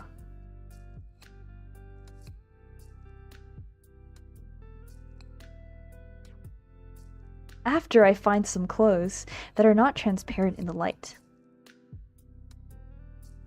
Where should I go to find clothing? I suppose I could go back to look in the dresser. Or the wainscoting could have dropped an outfit in front of me along with a large apple. I am a little concerned about the house's obsession with providing me with apples. Is it saying I look like a roast pig? Regardless, I will save an apple for the future in case there is somewhere with no wainscoting to provide me with food, as impossible as that seems. I love the main character's personality and the thoughts. At least I also now have suspiciously well-fitted dress that will not tangle around my legs should I flee. The nightgown was beautifully made, but delicate things are not very useful when fleeing for your life. I will be a champion fleer in this dress.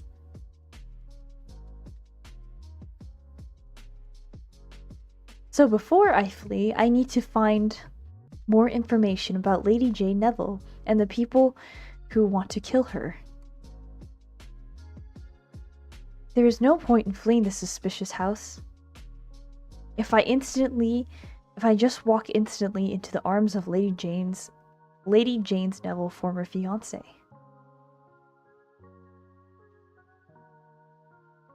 Who knows? It might not just be Lady Jane's fiancé who wants to murder her. At some point, I need to see if she just has a murderable face. I shall explore this house and see if I can find its murderous other residents and steadily learn what clues they can tell me.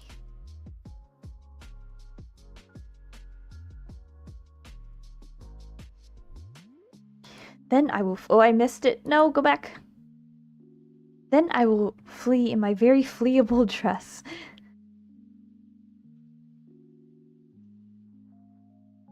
This is so comforting to have a plan.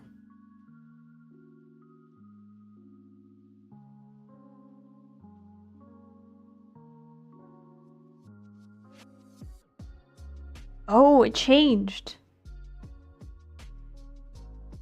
Spooky, spooky. Why is this one making faces?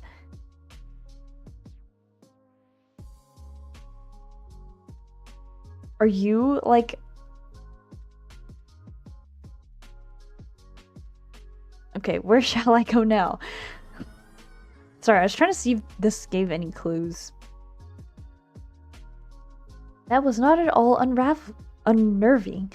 I assumed the bedroom was glad to be rid of me. I can only hope that the rest of the house feels similarly. If so, I hope that I can quickly find the other inhabitants and get the information needed. This is strange. I could have sworn this hallway had another entrance, yet I only see the door to the bedroom. Perhaps if I go back to the bedroom, I will find another exit that I missed.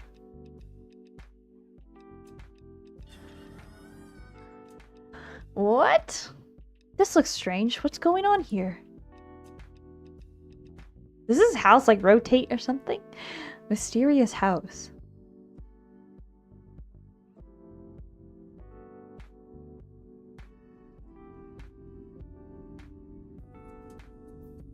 This is not the bedroom. Hello, is anybody here?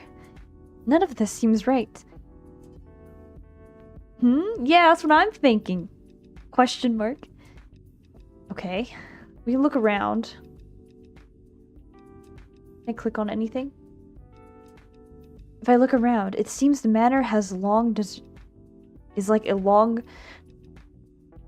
can't read. If I look around, this seems like a manor long deserted, not a house that's being lived in by multiple people.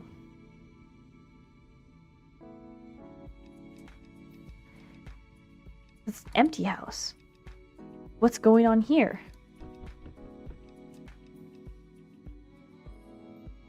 The Crown Prince of Carcosa is behind that door. What will you do? What? Curtsy until you hit the floor! There's a timer! I didn't even see the timer! Who is this voice in my ear? Am I supposed to show respect? It seems wildly ridiculous to curtsy at a door. Perhaps the house is the habit of naming its doors after royalty.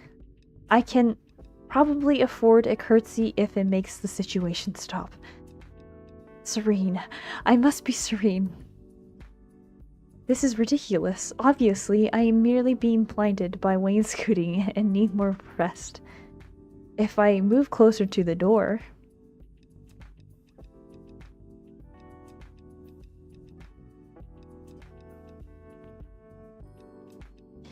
I can see nothing unusual. Nothing unusual for this house, at least. Shrek kicking the door, somebody just tell me. I've actually never watched Shrek. I know, it's a shame. I know a lot of the Shrek memes, but I don't know Shrek. I never watched Shrek. I can see nothing unusual. Nothing unusual for this house, at least. Could the Crown Prince of Carcosa possibly be on the other side of this door? Bro, what is that? It was so creepy. Oh, good thing I started curtsying.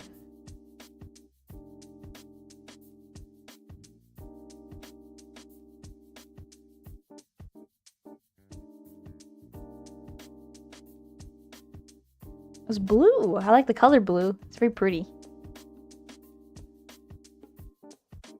Whoa, sparkly prince. Not Prince? Jane? Is that you? It's hard to see with all this light in my eyes. I recognize this man. It's Edmund Alpin. I hope you're doing well, Jane, despite the recent problems. The Prince of Carcosa. It is fitting that I only remember the handsome prince from the terrible novel and not anything useful. Such as whether or not he plans to smother me with ominous cushions. He did not appear to be smuggling ominous cushions when I carefully looked him over for security reasons. I'm not prepared for this. What do I do now?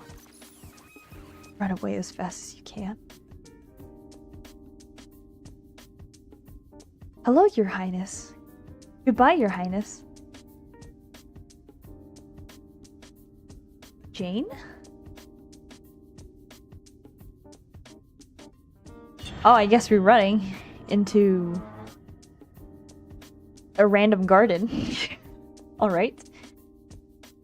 I could have sworn that there was not a giant hedge in front of the manor.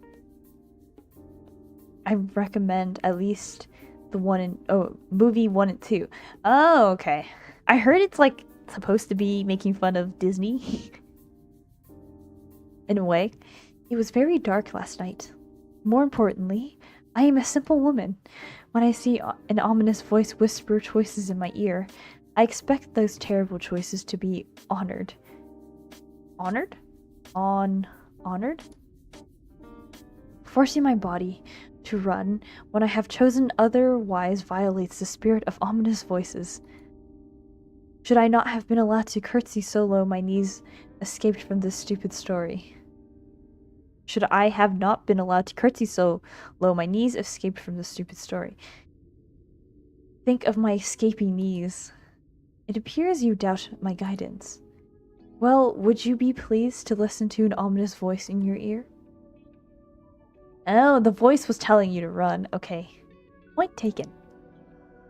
Also, your advice is terrible. A good ominous voice would at least tell me... would at least let me say something impressive, such as, from the depths of oblivion, I cursed thee, before I had to do something stupid. You made me say, hello, Your Highness, goodbye, Your Highness. How can I be a good villainess with such pathetic words? That is not even addressing my ridiculous run. So you do not wish to run? I had no desire to run so far, and hard with some other force controlling my body. Fine, the decisions are yours. You will realize the truth soon enough. No, come back. I need the voice telling me, and wish you had run even farther. Oh. Okay, that's not creepy at all. You sound more foolish now. Nobody could run any farther in skirts than I did. ...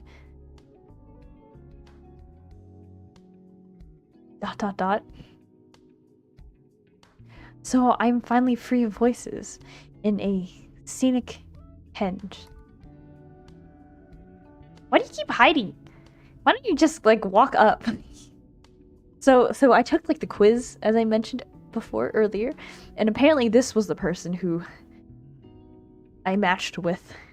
At least I can stop worrying about terrible romance novel fiancés until I catch my breath.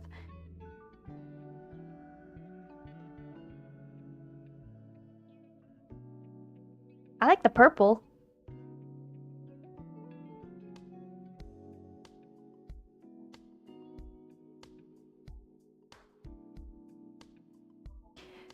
I do wish for the voice to come back and tell me what to do.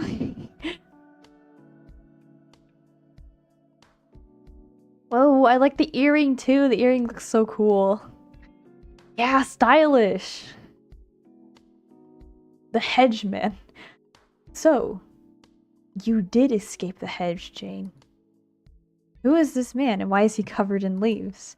Wait, I know him. It's Ezeal? Ezeal Kuze, Duke of the North. Duke of the North. Romance novels are terrible at naming places. I love that. It's so self-aware. Also, apparently, the one thing I remember from reading novels is the description of attractive men. That seems fair. And that is why it is important to determine whether it is a good henge or a bad henge before moving. You have to be careful about hedges, Jane. I do not want you to be hurt by a bad hedge. Somehow I missed everything. Lord Ezeal said, I will need to subtly change the subject to hide my inattention. I love the main characters so much. The thoughts, it seems so real. Do you enjoy lurking in the bushes, Lord Ezeal? Sometimes I have to do things I do not enjoy in order to do things that I do enjoy. Though I wish these leaves would stop following me. So the prince has sparkles. Ezeal... I forgot the prince's... Oh, Edmund. Edmund has sparkles. Ezeal has just leaves. Duke Ezeal's presence forces me to realize that my situation is even more confusing than I imagined. I was so sure that Prince Edmund was the former fiancé that I was escaping, especially since I was literally forced to escape from him. However, a Duke of the North who sneaks around in bushes is both suspicious and a good candidate for being a bad romance novel's male lead. Which of them was the fiancé who betrayed Jane and sent her into exile? Unless, could one of these two men be the patron who helped Jane and be escaped from prison to come here in the first place? Who is who? Is Prince Edmund a sparkly yet murderous fiancé, or an equally sparkly yet helpful patron? Is Lord Ezeal a suspicious hedgeman? And yes, but the Lord is also a former fiancé. Could he be my patron? How can I tell? Are you hurt, Jane? Did the bushes ambush you? Nice pun. Why am I surrounded by people who want my destruction? Probably because they're jealous of how hard you have been training. Pardon me? Jane, you have always been the hardest working person I know. Your enemies must have seen your efforts and grown jealous of you. They have? Then what should I do? Obviously, you must train hard to overcome all future trials. Luckily, I'm here to help you. By the time I am done training you, no one will doubt your strength, brilliance, and cunning. You will overcome every last obstacle. Does this strange Duke of the North even know what genre he's in? We are supposed to be in a bad romance, not an action-adventure series. I wouldn't mind an action-adventure series. Perhaps I should have fought harder to stay with the prince, dressed like a human chandelier. Interesting description. Human chandelier. Yet that may be unfair. Duke Ezeal may not have been quite as obsessed with training as he seems on first impression. Perhaps he has other sides to his personality. It is good to see you again, Jane. I have been waiting in these hedges for some time in hopes of our next meeting. Okay, that's creepy.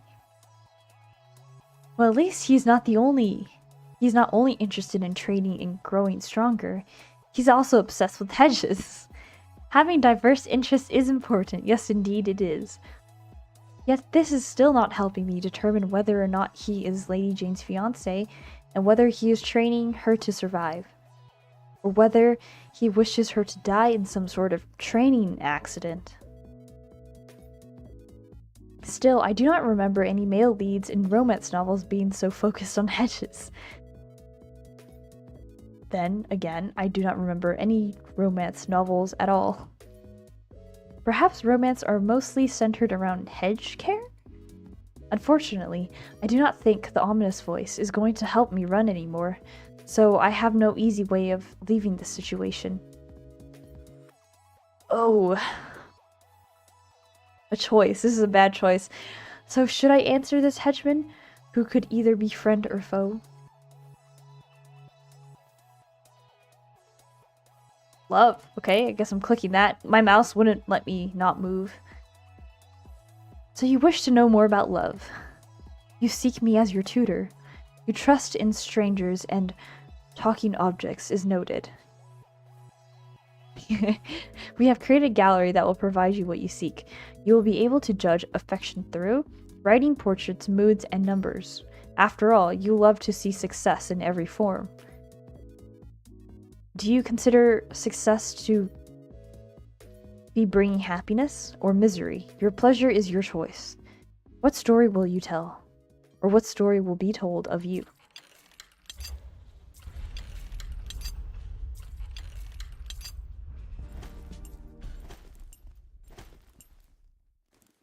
Portraits of love. Are you not happy with the state of this gallery? You wish for more options. Perhaps you need some further explanation. This is Duke Ezil Kuze. Never mind, why bother showing the entire man when the only part you care about is the face? I know what you value, and here is where you can discover the effects of your choices. It is very special gallery. Those who are capable of receiving love will show you how they feel about the actions of Jane Neville.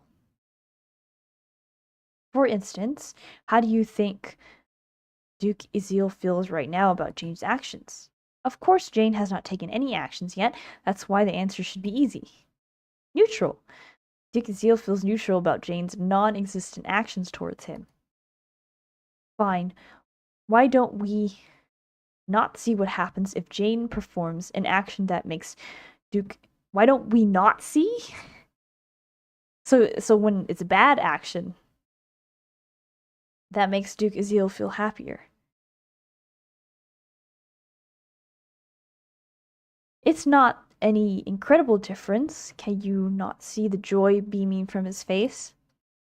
Perhaps Duke Ezil's expressions are not as informative as we could hope. In which case, we have helpful numbers and instructions to share with those less perceptive than myself. Like all good galleries, we have helpful explanations of the portrait to help those with less understanding of art. As you can see, it clearly says that Duke Ezil feels perfectly neutral. Should an action be performed that makes him happy, the writing will show the change in his mood, adding or subtracting the amount he is happy. There will also be signs shown at the time a choice is made, depending on whether or not you wish to watch a story play out or be a true detective. You are still complaining about your lack of options, are you? Not very well. I live to serve. Oh, is this the servant? The servant is in our head? While this exhibit is not yet uncovered, you will find a portrait for it soon enough. However, these portraits will not last forever. The choices made will determine who is capable of being loved. Oh! And who will have a curtain drawn over their future. Choose wisely and remember, save the villainess.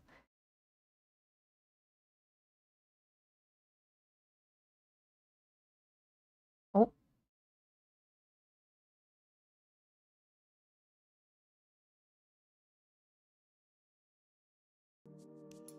Why did my music stop again? Stop stopping.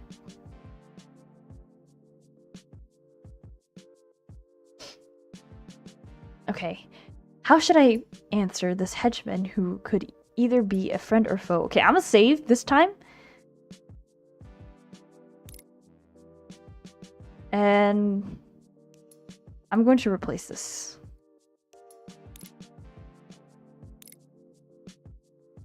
But whatever happens, the stream happens. I just want to save it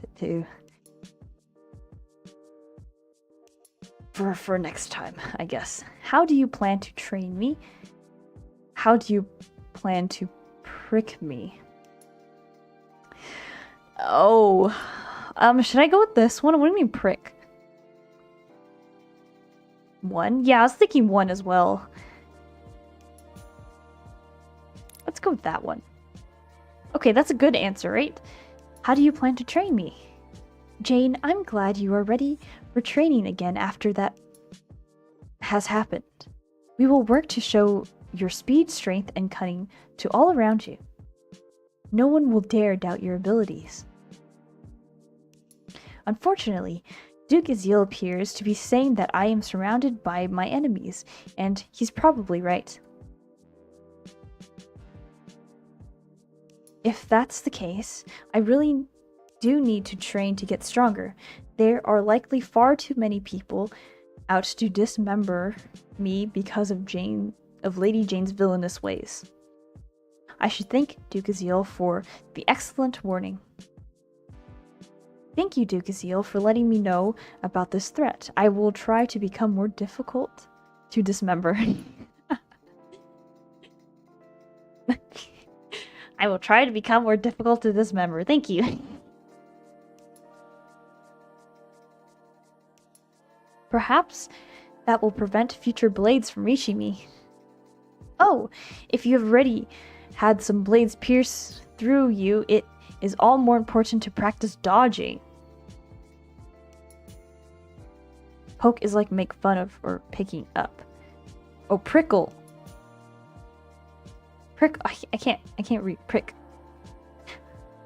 1. Maybe 1 because 2 might be saying he's a bad hench.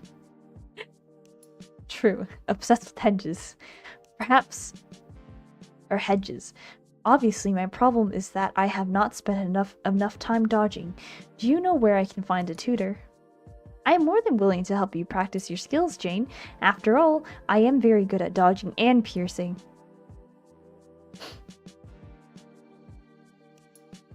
That is very good dodging. Whatever you are willing to see my piercing skills, I have my tool at the ready.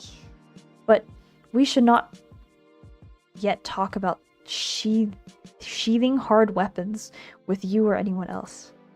There are far more important tasks before we start training together. I have a list. Well, I had a list. Did you lose it among the bushes? Or one pricking soft woman while training them? I do not prick women. I have never yet pricked a woman. After all, I am yet unmarried. And I have been very careful about doing my business in these bushes, so... Okay, so unmarried. Ah, I knew I had my list somewhere up my sleeve. The purple flowers are really pretty.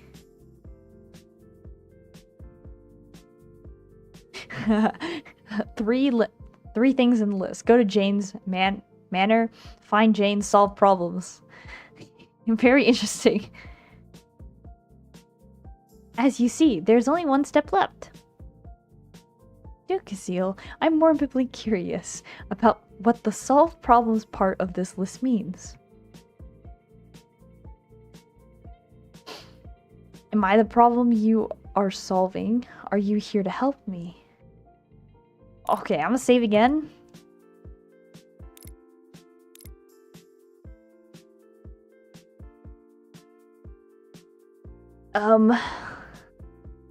Gosh, this is hard.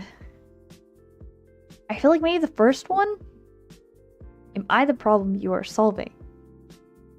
So that's asking if Jane needs to be solved.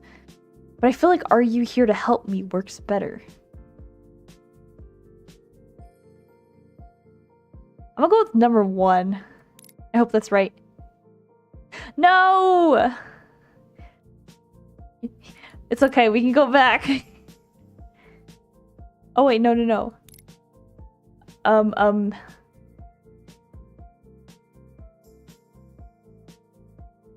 I can't save again.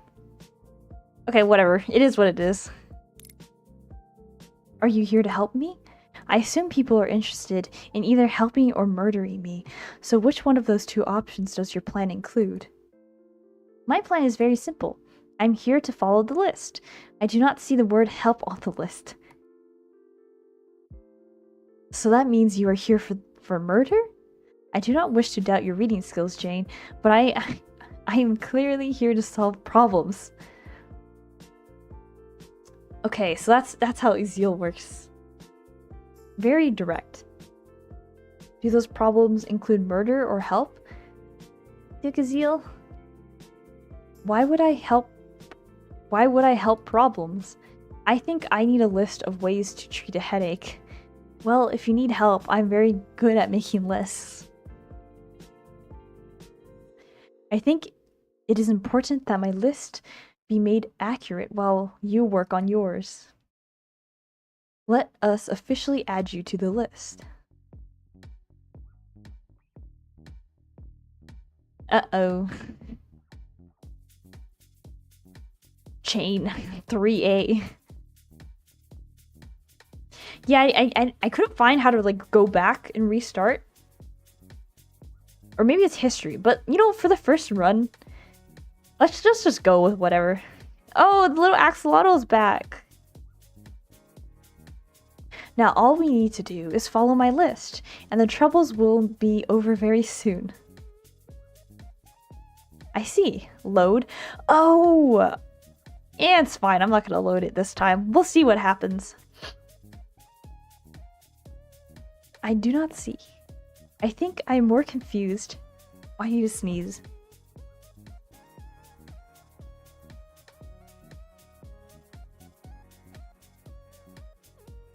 Okay. I think I'm more confused than when I started, frankly. Obviously, oh, there's another choice. Obviously, what I need to do is find a subtle way to learn more about what he is intending.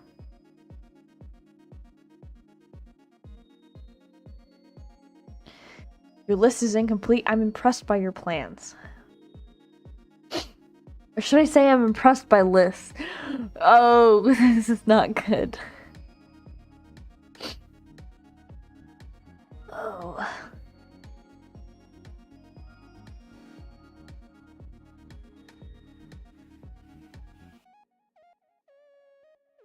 I don't know what to do. I don't want to say your list is incomplete, but I feel like the obsession with lists, this might be the correct answer, even though it's not.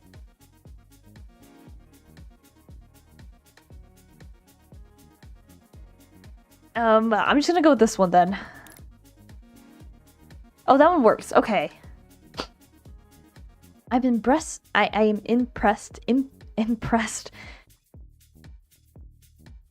Impressed? I can't read. The P's and the D's look the same. I'm getting at that point. I'm impressed by plans. And since you made so many plans, you are very impressive. I do not think I'm very good at plans. Thank you for noticing. I do think I'm good at plans. Thank you for noticing. As well as investigative genius, I was able to deduce your interest in lists as well. I always enjoy discussing plans and lists. Alright, plans and lists. I have a list of all my plans and a list of my plans. It does mean I have less space for clothing, but luckily my father's old clothes fit well under the papers. Come to think of it, I probably need a list of what lists I put under the clothing. It's very hard to find socks now. You know, I kind of like this one. Very interesting. Very interesting person. Wait, what? Why do you need lists for? Well, otherwise the sofa keeps eating them. You have to have enough lists that if a sofa is attracting you, you can fight them off with a spare list so they do not eat your fingers instead. Oh, would I click? Oops.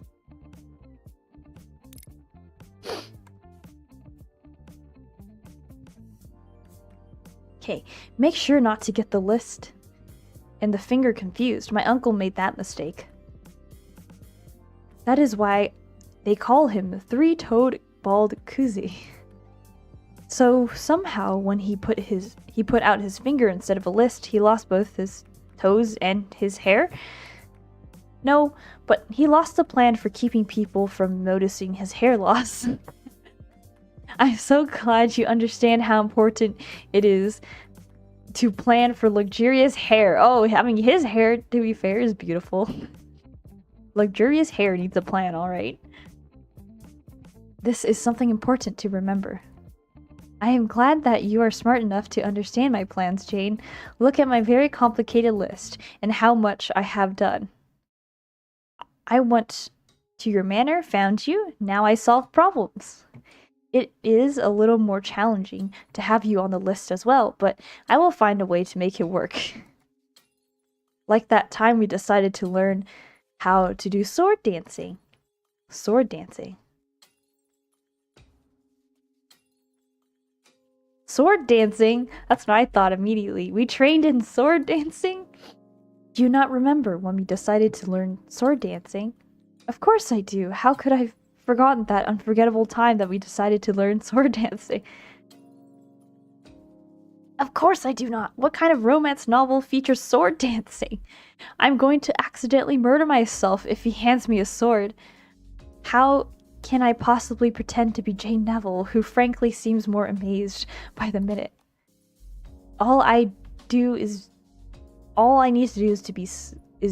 be subtle, and I should be able to avoid his suspicions. Yes, sword dancing, my absolute favorite hobby. It is unfortunate that we do not have any swords nearby to practice it again. Sword dancing would have been such a great part of our training regimen. However, I'm sure we can cope with this disappointment bravely. Very bravely, extremely bravely, with graceful bravery, almost to the height of the house wainscoting. You like sword dancing, Jane? But after we destroyed the gazebo, the hedge, and your father's beard, you told me that you never wanted to see me prick anything ever again. And then you added no swords either. But if you like swords... Adding sword dancing to the list, I see.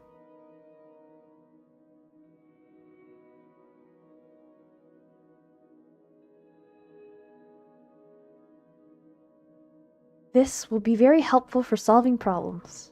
I'm sure it will. Was the problem with that list truly the lack of sword dancing? I will obviously need to sharpen my investigative genius if I hope to survive in Jane Neville's body. Who knew romance novels involve so much sword dancing? I suppose that sword training makes sense given how many enemies a villainess must have. Let us hope that Azil's cunning plan is not to have me murder myself. I'm excited to see your sword handling skills again. In any case, moving away from my overwhelming passion for training with large dangerous objects, would you like to go into the house, Duke Azil? It must have been a long ride here. Surely you need to rest and refresh yourself. Then while he's resting and refreshing, I can go to the stable, steal his horse, and ride away to safety. If I'm going to live up to Lady Jane's reputation as a villainess, this is the best way to do it. After all, I truly want to demonstrate my non-existent sword dancing skills. Even if Azil does plan to train me, it would be hard to continue training sword skills that do not exist. Oh wait, I pressed it too fast. Oh, I understand. When I want something, I think everyone else wants the same thing too. If you're hungry, Jane, I will go make sure that food is prepared for you. We always work up quite an appetite together. I will brave the hedge for you, Jane. Oh, there's a thing in the back? I will make sure I can feed your appetite.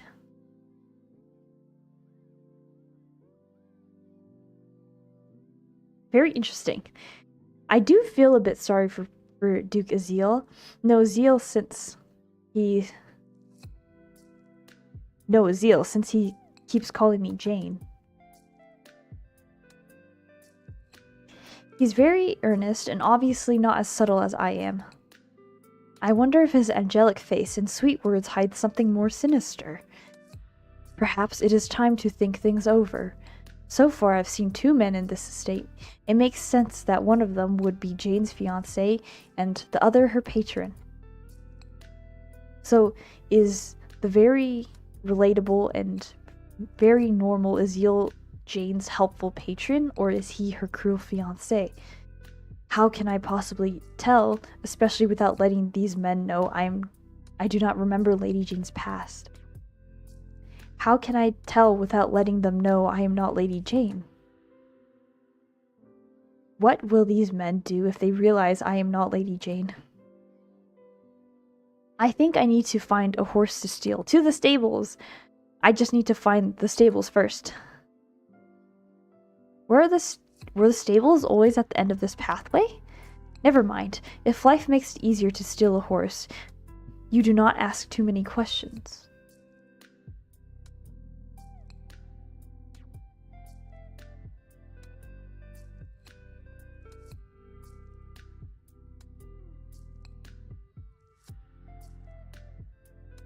Okay, we're at the stable.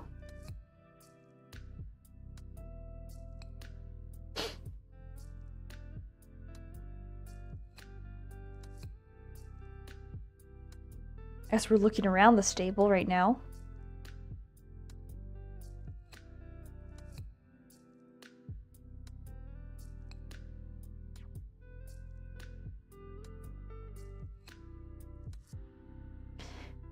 A wheel. So where are the horses hiding? Between the carriage that brought me here and however anyone else arrived, there must be at least one horse here. Oh, there's the horse. The horse speaks. Are you looking for me? No, I refuse to believe I read that kind of novel. Why would I read novels about enchanted animals that need a kiss to turn back into attractive men? This is obviously a mistake of some kind. I'm obviously so grateful to see that my desire to mount you is overwhelming my common sense. Well, Jane, I can certainly take you for a ride if that's what you want. Surely, I did not have such bad taste in my past. I would know if I had such strong desire for a horse flesh who actually wishes to kiss a horse to get a worthy man. Kissing frogs, yeah. I'm not sure I will qualify as a stallion, but I will take the compliment. Why on earth would I ride a stallion? I thought you were a gelding? Jane, maybe you should just look slightly farther over. Look where? Oh, there's a person. So maybe the horse wasn't talking and it was the person. I like the green plaid. Oh, green hair? Whoa, this person has petals. So one of them has sparkles, the other one has leaves. Yeah, this one has like rose petals. Not horse. The name is not horse. I've missed you, Jane. Ben? Thank goodness, I was afraid you were going to call me Lord Buren for the rest of my life. It's good to hear you say my name again. Ben Buren, the only son of Duke Buren, childhood friend and neighbor of Jane Neville. I am forced to realize that I truly do have an incredible memory for attractive men and nothing else. Interesting. Did Ben exposed collarbone hypnotize me so much that I immediately blurted out a name that could only be used by someone very close to him? Looks like plant-themed Ikimen. Yeah, it does. Ben is not upset, but I need to be less suspicious. Perhaps I can subtly change the subject. You look well, and not like someone who is about to murder me. That is true, although I'm amazed that you can see through all these petals. Why are there petals floating in the stable anyway? I have no idea. Maybe someone was storing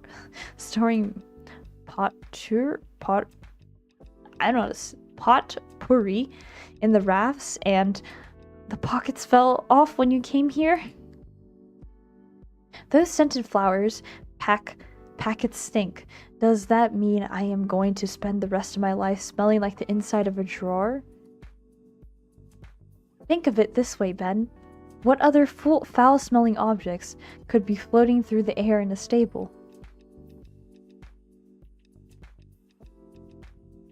Point taken. I will complain about the petals no further, even if they continue raining down on me. Have you tried nicely asking the horse to stop? For instance, you could say, "Please stop making me smell like the inside of my mother's linen closet."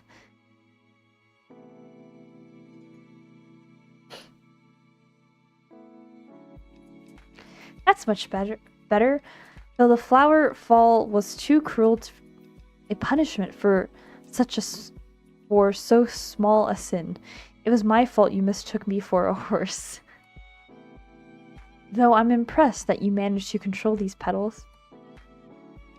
I do not know why Ben thinks I did something to make the petals stop.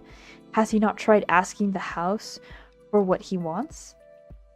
When I say I wanted things, the horse has occasionally responded.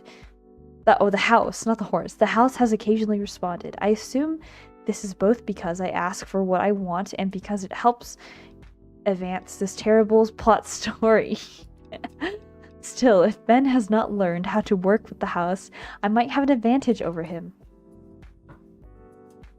If he tries to murder me, I can summon one of my endless apples and loud crunchy noises will distract him long enough for me to flee. However, before I make plans to run, I need to make him think I am sweet and useless so he does not suspect me. It was cruel of you to pretend that animals can speak. To be fair, it was hard to reach you faster than Horse. He has always been bizarrely fond of you. Horse?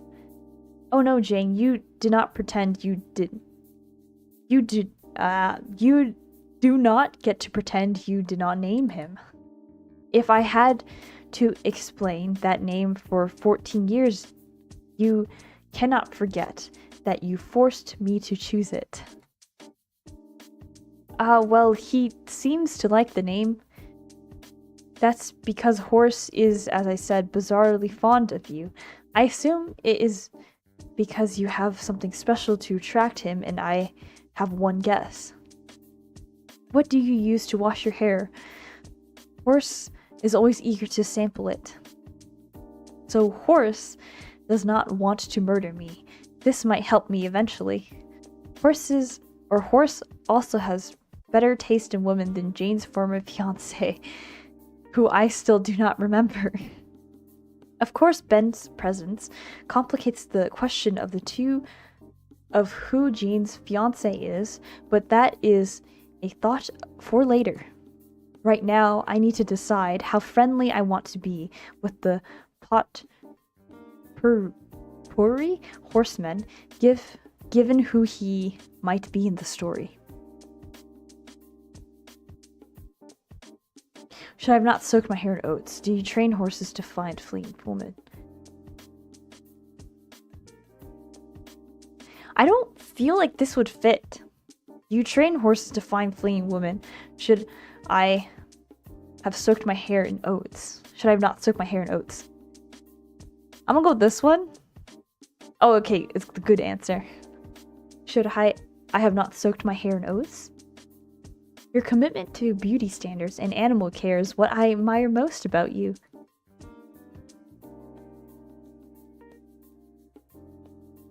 Although I suspect that your hair could attract more than horse, truly attracting horse was an accident. Really, I have been trying to lure squirrels into my bidding. Farm animals love oats.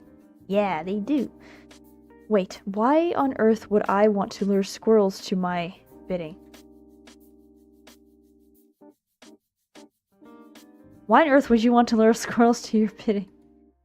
Squirrels are nasty, terrifying creatures who will kill you with a blank look at their beady little eyes. Ben? I see, you plan to use bloodthirsty squirrels against your enemies. By blood, the way your mind works makes me dizzy with amazement at my brilliance? Yes, amongst other things. Ignoring your brilliance, if you are still worried about attracting horse, you need not be concerned. Your hair is lovely, with or without an additional scent. Almost as lovely as it is to see you again. You are so... I am so... Have you lost your voice? Are the words you are thinking too disturbing to share? Of course not. It's just that horse missed you. Would Horse be flattered to know that I missed him too? I will have to thank him personally. Where is Horse? I could have sworn he was right beside me. Oh, he was very clever. Horse managed to find himself an open stall with food where he can still stare lovingly at you. I could have sworn that stall had bars in front of it. Surely Horse is not capable of removing bolted planks with his teeth. I need to pay more attention to my surroundings. I obviously am imagining things when I need to remember what I see.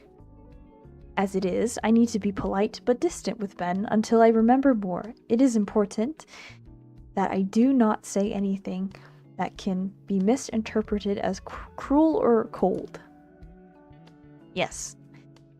I hope your heavy weight did not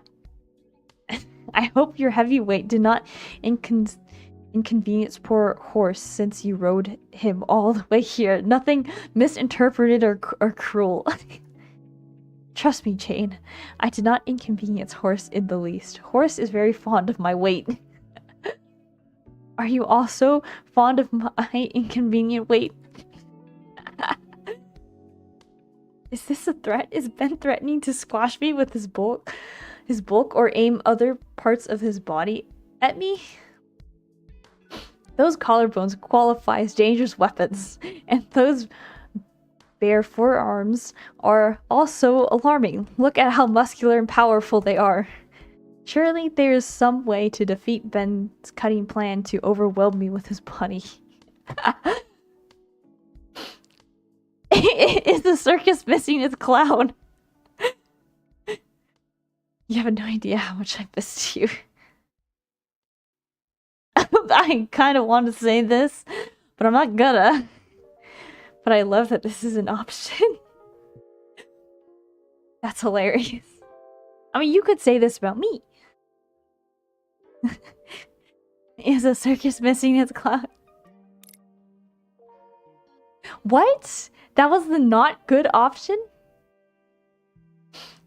He wanted me to call him a clown? You have no idea how much I missed you. Obviously, I'm not trying to say this to hide my unhappiness at this situation. I truly missed you desperately. Have you hurt yourself somehow, Jane? Only in... Oh, I wish I went with the clown one. Oh well. Only that I've been blinded by your dazzling smile. I'm getting slightly afraid here, Jane. Alright, because you're like childhood friends. So there's little, like, making fun of each other, I guess. Well, I am the one who should be afraid. Afraid that I will miss a second of your luscious hair swaying in the breeze. Luscious hair swaying in the... Jane, did you recently dive neck deep in a pile of terrible romance novels? Ben, if I ever see a romance novel again, I will burn it to cinders and scatter its ashes in the wind. Now there's the Jane I know rather than the stranger complimenting me on my appearance. Have I somehow given myself away by speaking too honestly about Ben's gorgeous appearance? Chris is cunning plan to distract me with his dangerous body. After all, the last time you said that I looked well was when you landed on your head and thought it was a stage actor in the exceptionally large ego? Amongst other things. Let us speak no more of it. We have both already forgotten that memory. Even if you were right that he and I share some common proportions.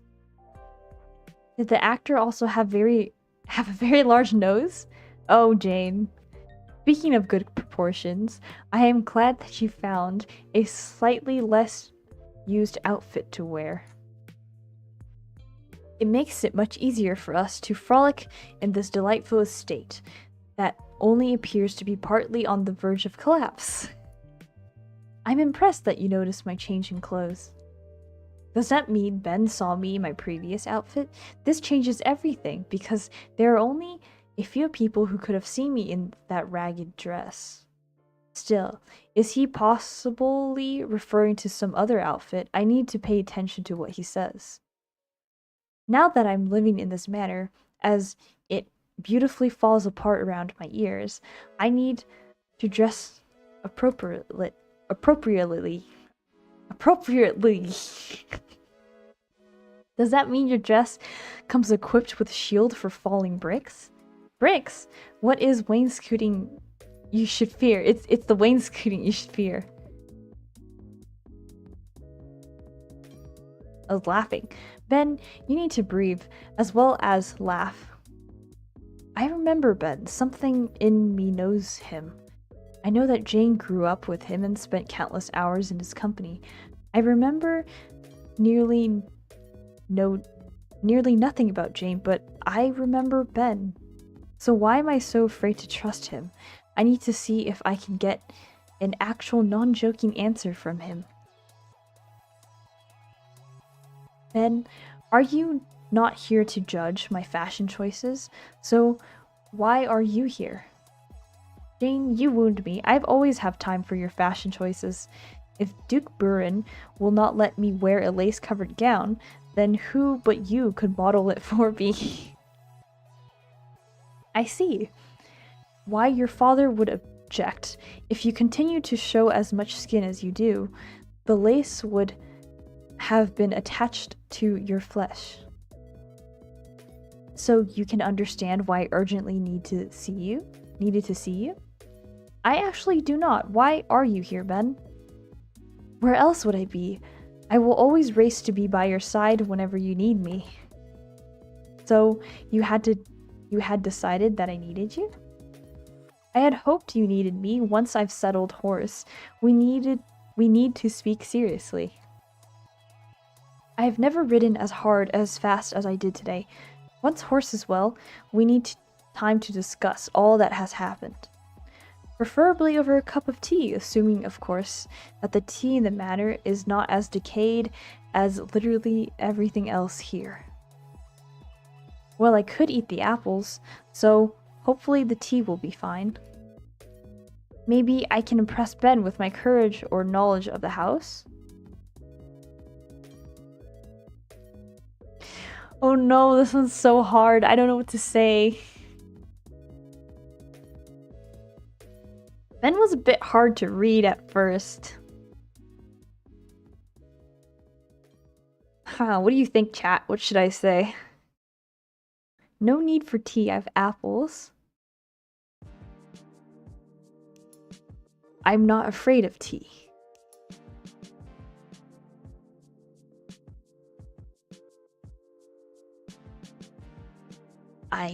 I'm stuck. Option 2.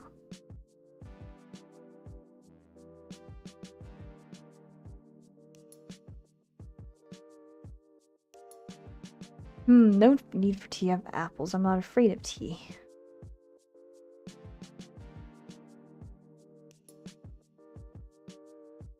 Okay, let's go with 2.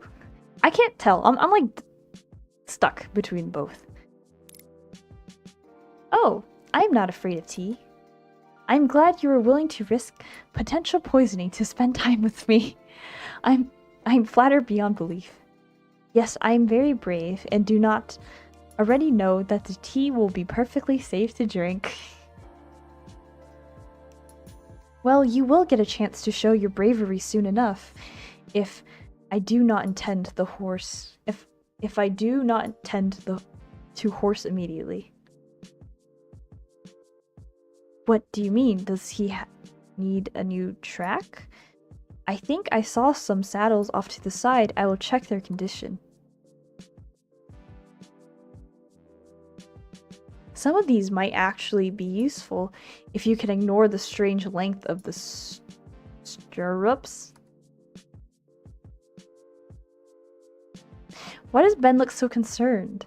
Oh, Jane, I think you will get to test your courage sooner than I expected. What do you mean? Oh. Are we gonna go horse riding?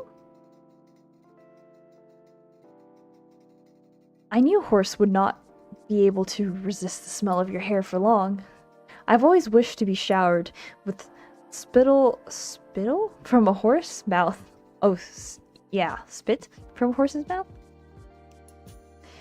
I finally get to live out my deepest fantasies.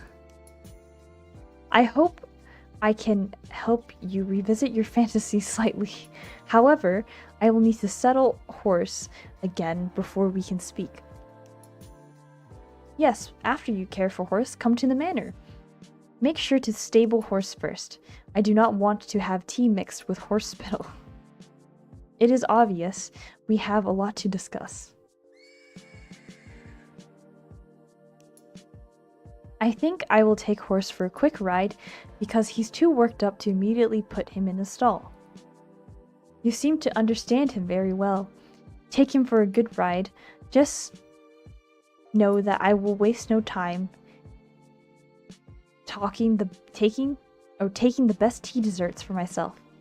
I would expect no less from you. After all, the time is a terrible thing to waste. Oh, so that's what the servant also said.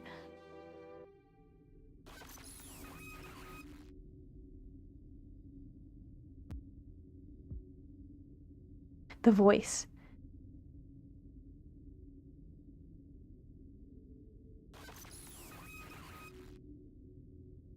Ben, are you here too?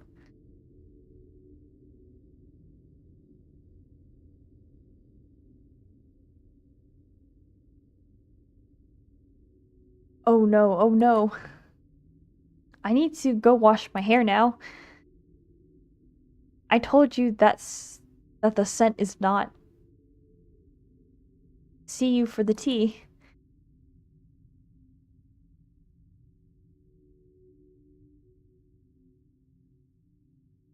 What was that? Is there a way to get images in OBS to move when the VTuber head moves? If you pin it on your model, maybe. But not in OBS. I think that would have to be whatever VTuber studio that you're using. Now I need to think.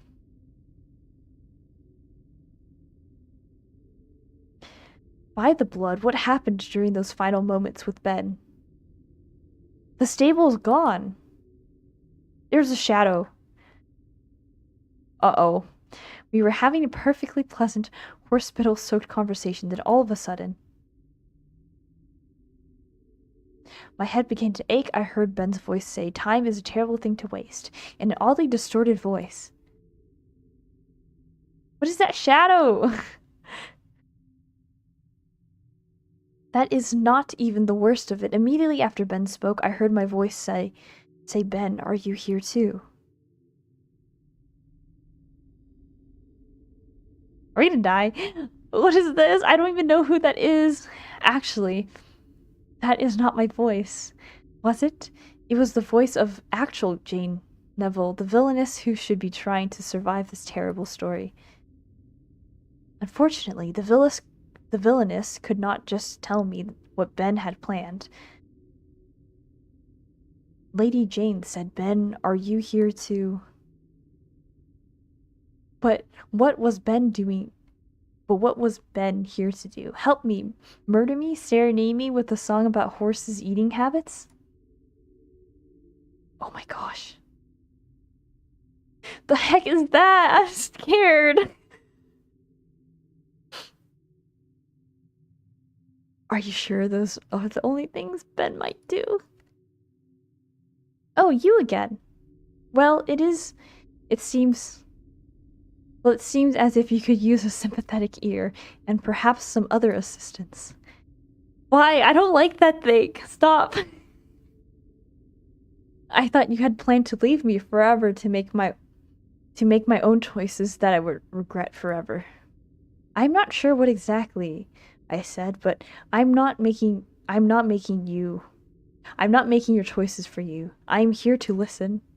Honestly, it is nice to talk to someone who can not murder me. What if that is the murderer, like talking?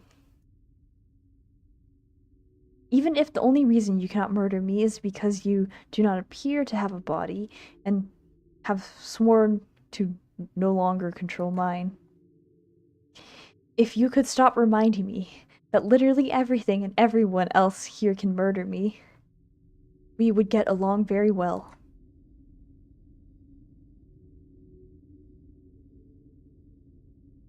Oh no.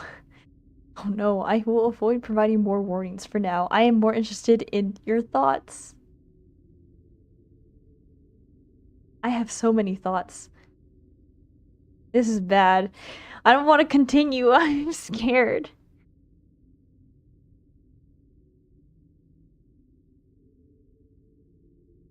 I'm scared to continue.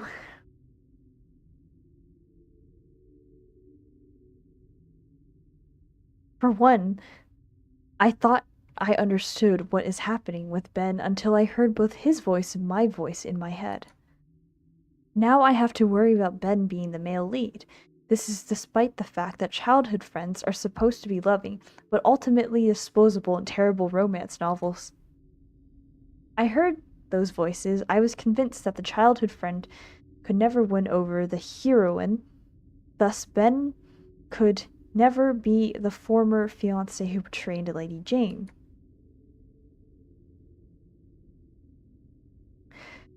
Did you not see Lord Byron's collarbones? I admit that it was a terrible mistake not to take Ben's collarbones into account. However, I was too hypnotized by them myself to realize the danger. Wait, the music stopped again. Okay, I need to figure out how to let it go.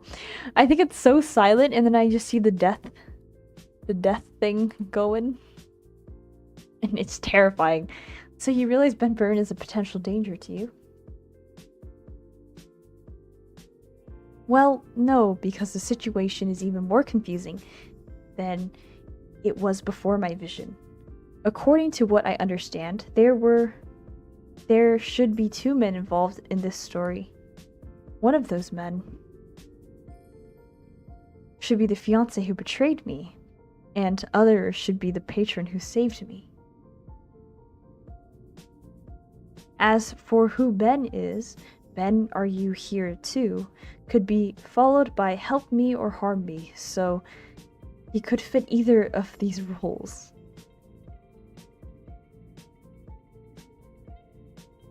Dude, I don't want that. Stop peeking.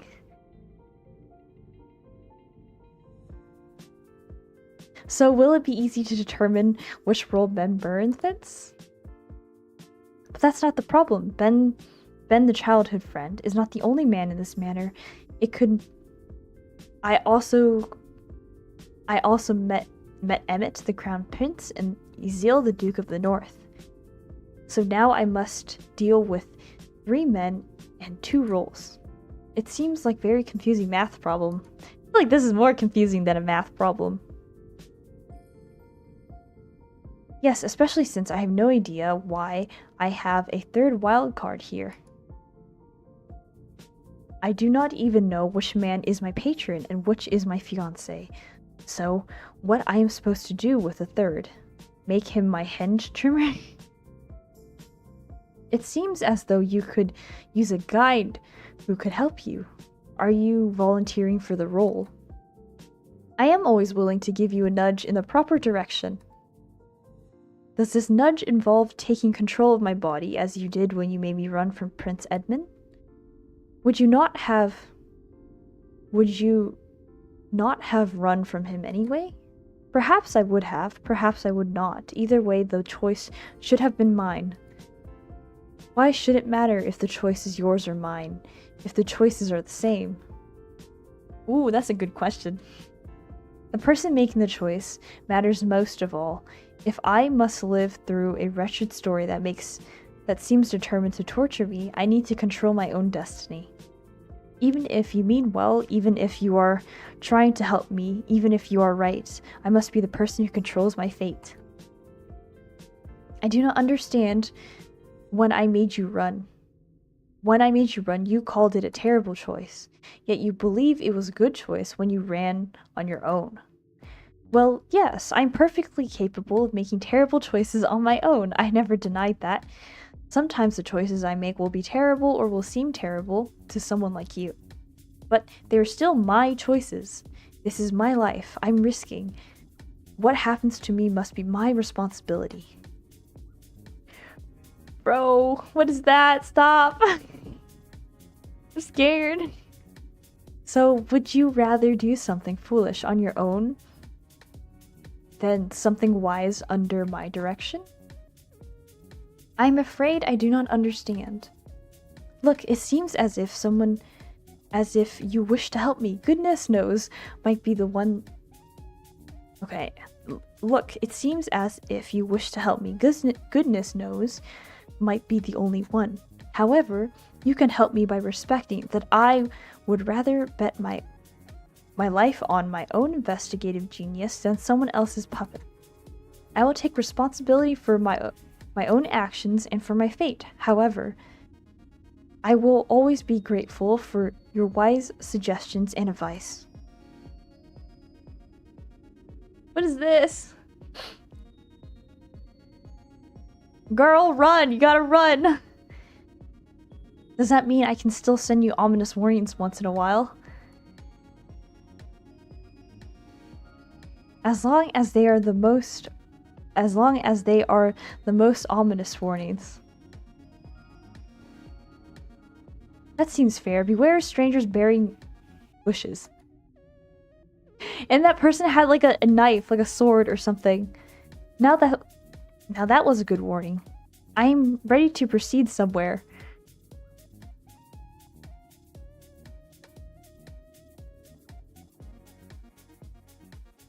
So shall I just walk the henge until I find somewhere else?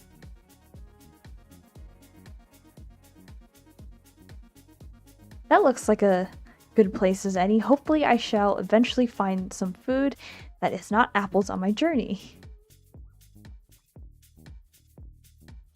Yeah, girl, you better run.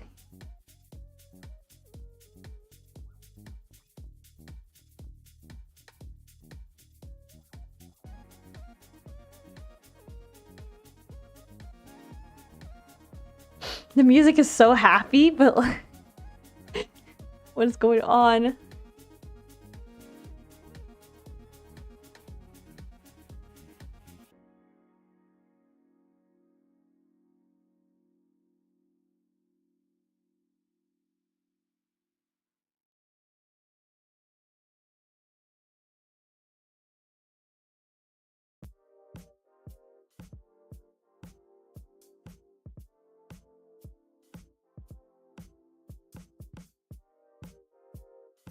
How does the house manage to look ominous during the day? Truly, there are no end of ominous objects here. If I remember the ominous voice's warning, then I should also check one object in particular. The henge.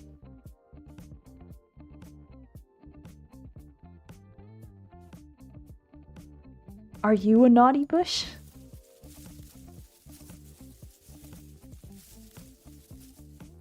No, you don't seem to be.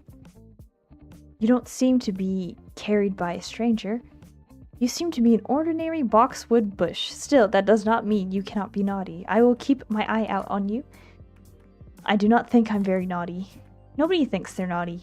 Well, technically, I have heard small children say that they have been naughty before they start shrieking and spill strange liquids on me. I'm very confused, and there's a talking bush, I guess. Well, is that not how the bush got stumped? It could not get to the root of the problem. I had to read that joke again. Hold on. Well, is that not how the bush got stumped? It could not get to the root of the problem. I was wondering how such a strange overgrown bush could be the lead of a romance, but you could charm anyone with your amazing sense of humor. I do not think I am that unshaven. Oh, the prince. What's going on?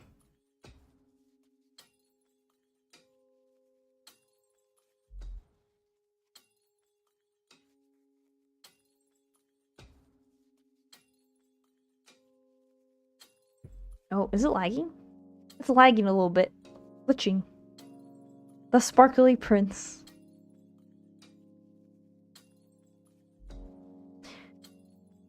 You are the shiniest bush I've ever seen. It is naughty to blind people with your light. Shiny? Do you mean that all the metal on me is shiny? Ayo, bush. I suppose even if you are a strange male lead, you still need to have some kind of fancy decoration somewhere. I do not know what else I would expect from a tale set in a manner like this. This is a gorgeous manner. Is the metal you just mentioned reflecting enough light to interfere with your vision? If it bothers you, I will reduce the reflection. Thank you for the advice.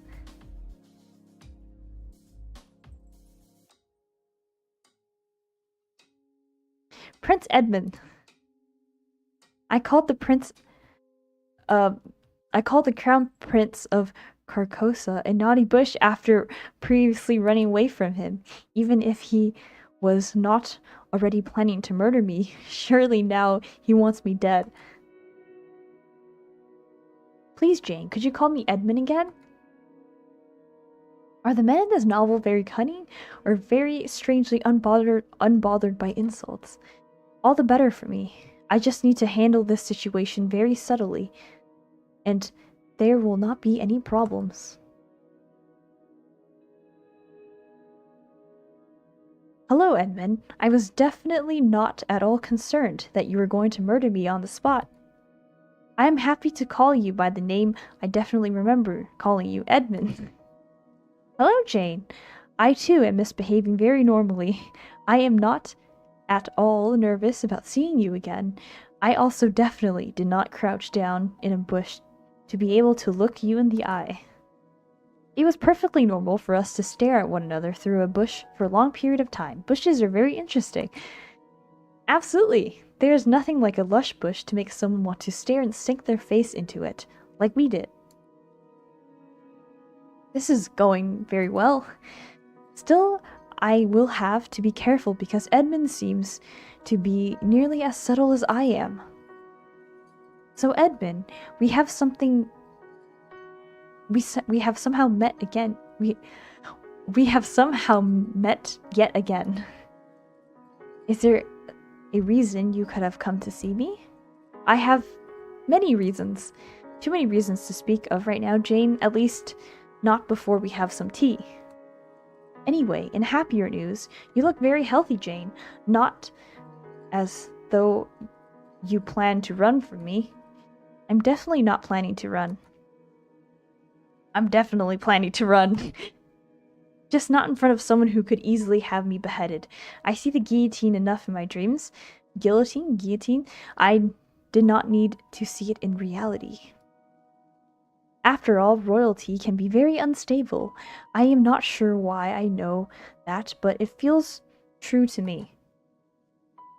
I am glad, after all, I was able to find you because I knew you would be running in circles since. It's too hard to run in squares. That's a funny one. You have a great sense of humor. So do you. I am so glad to laugh with you again. Perhaps this meeting can bring more pleasure than pain. Ah, a chance for me to be witty or subtly express my concerns. Oh boy. I will try to bring more pleasure than pain. Gosh, these are both, like, not great. I don't know what to choose. Alright, chat, I need your help. Help again.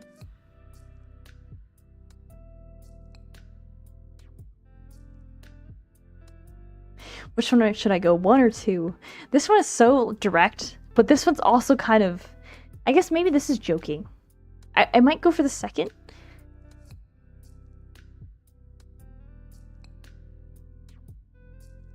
Yesn't.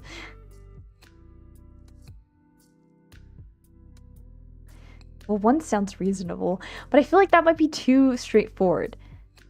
I feel like 2 might be more joking in a way, like more witty. I'm gonna go with 2. Let's see what happens. Oh, okay, good answer. I will try to keep more pleasure than pain. I am pleased to hear that, although technically pleasure is a form of pain. That is incredibly alarming. I mean, interesting to hear. I should take you to see my drawings sometime. They are very informative about a variety of subjects. What do your secret drawings show? How fast can I run if his drawings demonstrate that Edmund takes pleasure in giving pain? Perhaps his beauty distracts vulnerable young ladies before he sheaths his blade into them. There are a lot of topics, although some of the drawings are incomplete. Perhaps you would like to finish the bird? It already has a head, a body, feet, so you can just wing it. You are finishedly clever, Edmund Alpin, but I will not be fooled. If you try to demonstrate that you enjoy pain, you will feel my boot against your throat. That will bring more pleasure and pain, my lady. Huh?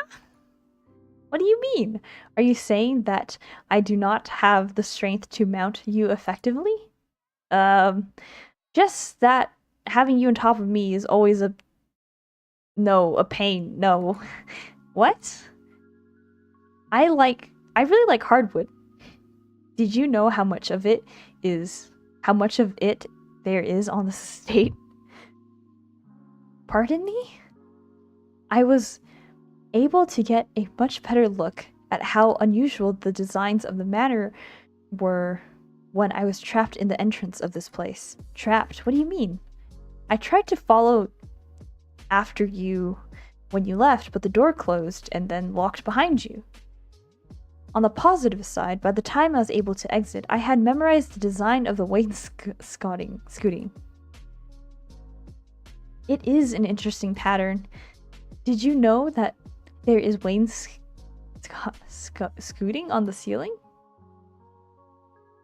Unfortunately, yes. However, I want to know more about how you were trapped. It was very strange. The door refused to open when I tried it. Then once I focused my attention entirely on the most delightful molding, I turned around and the door inside was wide open. I went out and you were nowhere to be seen, but then there you were. Did you run because you were attacked by the cap molding? It did look very suspicious, even if it was beautiful. Edmund is obviously very clever to notice the danger and beauty of the wainscoting. But does that mean he's telling me the truth about what happened to him? Did the house truly prevent him from coming after me when the choice to run was made for me? Does that mean the house will no longer help me if I will not accept the voice's help? I cannot go any longer without knowing this. For some reason, the apples I've saved in my dress has disappeared, so... Apple? Where? Jane?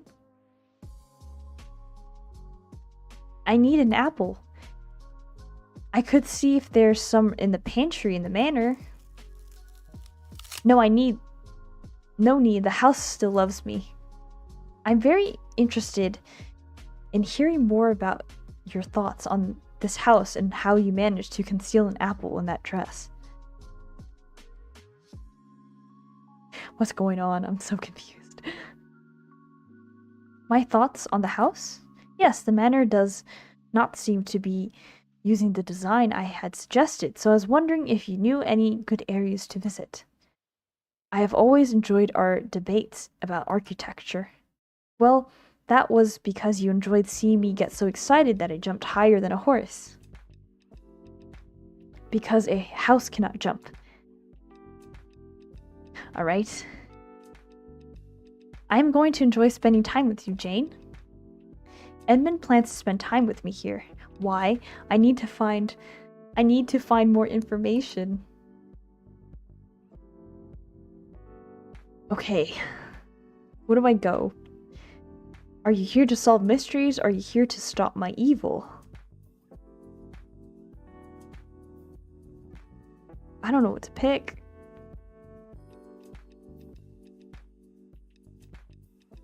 I feel like evil makes it sound too bad. Probably one, right? I think.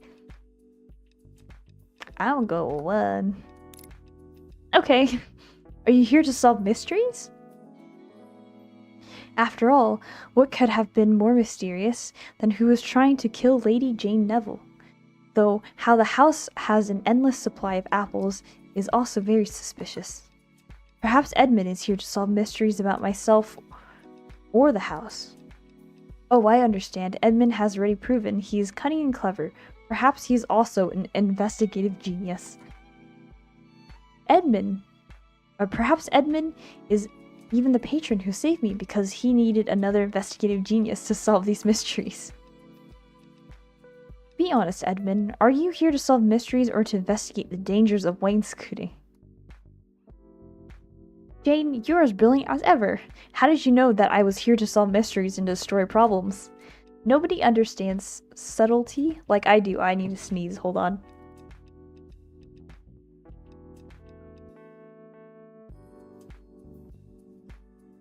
Alright. I am concerned about your focus on problems, though. You do not have a list, do you? List. A list? I usually just solve problems in my head. Then you are an investigative genius, too. I'm so flattered to hear you compare me to yourself. I've always dreamed of being as perceptive as you. It is pleasing as seeing that I have improved my jokes enough to satisfy your sophisticated sense of humor. Of course, I appreciate your jokes. After all, no one could be more talented than either of us in either investigation or comedy. Still, as brilliant as we are both, we will need to make maps and sketch out suspects. What would happen if we could not tell a suspicious piece of wainscoting from a suspicious dresser? I hope that you are as good as an artist as you are an investigative genius. Don't worry, Jane. I will always be able to draw conclusions. Draw conclusions. I like that one. I'm glad I will be working with you. However, I want to know something, Edmund. I would be happy to sketch you whenever you choose. That will be... No, I will not be distracted. Why exactly are you here? I'm here to make sure you get in no further trouble. The only way I will not get into further trouble is if I am dead. Does this mean he plans to kill me? Or at least that you only get in trouble with me? Trouble with you? Are you planning to cause my problems to mount? No, I intend to cause perfectly innocent trouble. Trouble that does not involve mounting in any way. My mind is making perfectly innocent plans. What sort of plans are you speaking of? Our plans. After all, we always loved discussing our plans for the country together. Did you know that the wainscoting in the parlor of our kingdom palace was first designed in... Edmund and I had plans for the country? What was our relationship to one another? The plot thickens. The only people who plan together are people who are intimately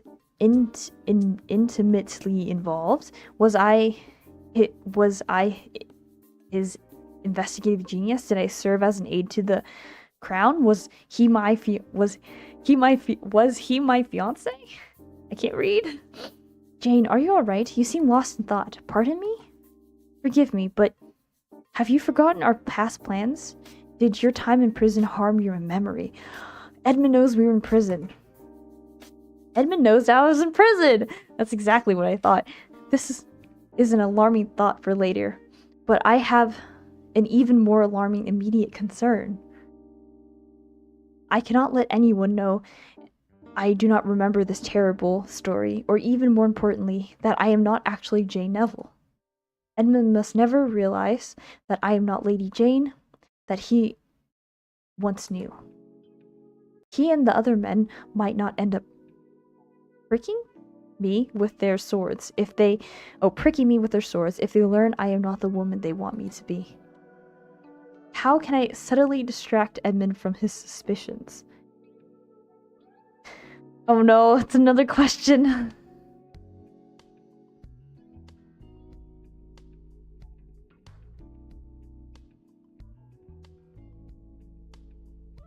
Alright.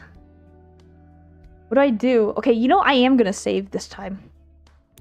Just because I feel like I think I'm sort of close to the end.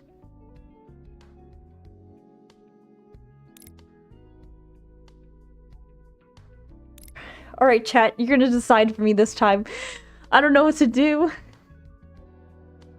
I feel like Edmund might be kind of like lighthearted, so maybe this one, but then I don't know, this one's not bad either.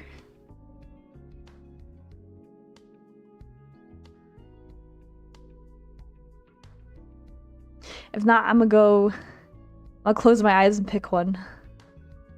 Yeah, does anyone have any insight? What should I choose? I did save it though. My choice is what Barry chooses. I don't know I don't have a choice right now. I vote 1.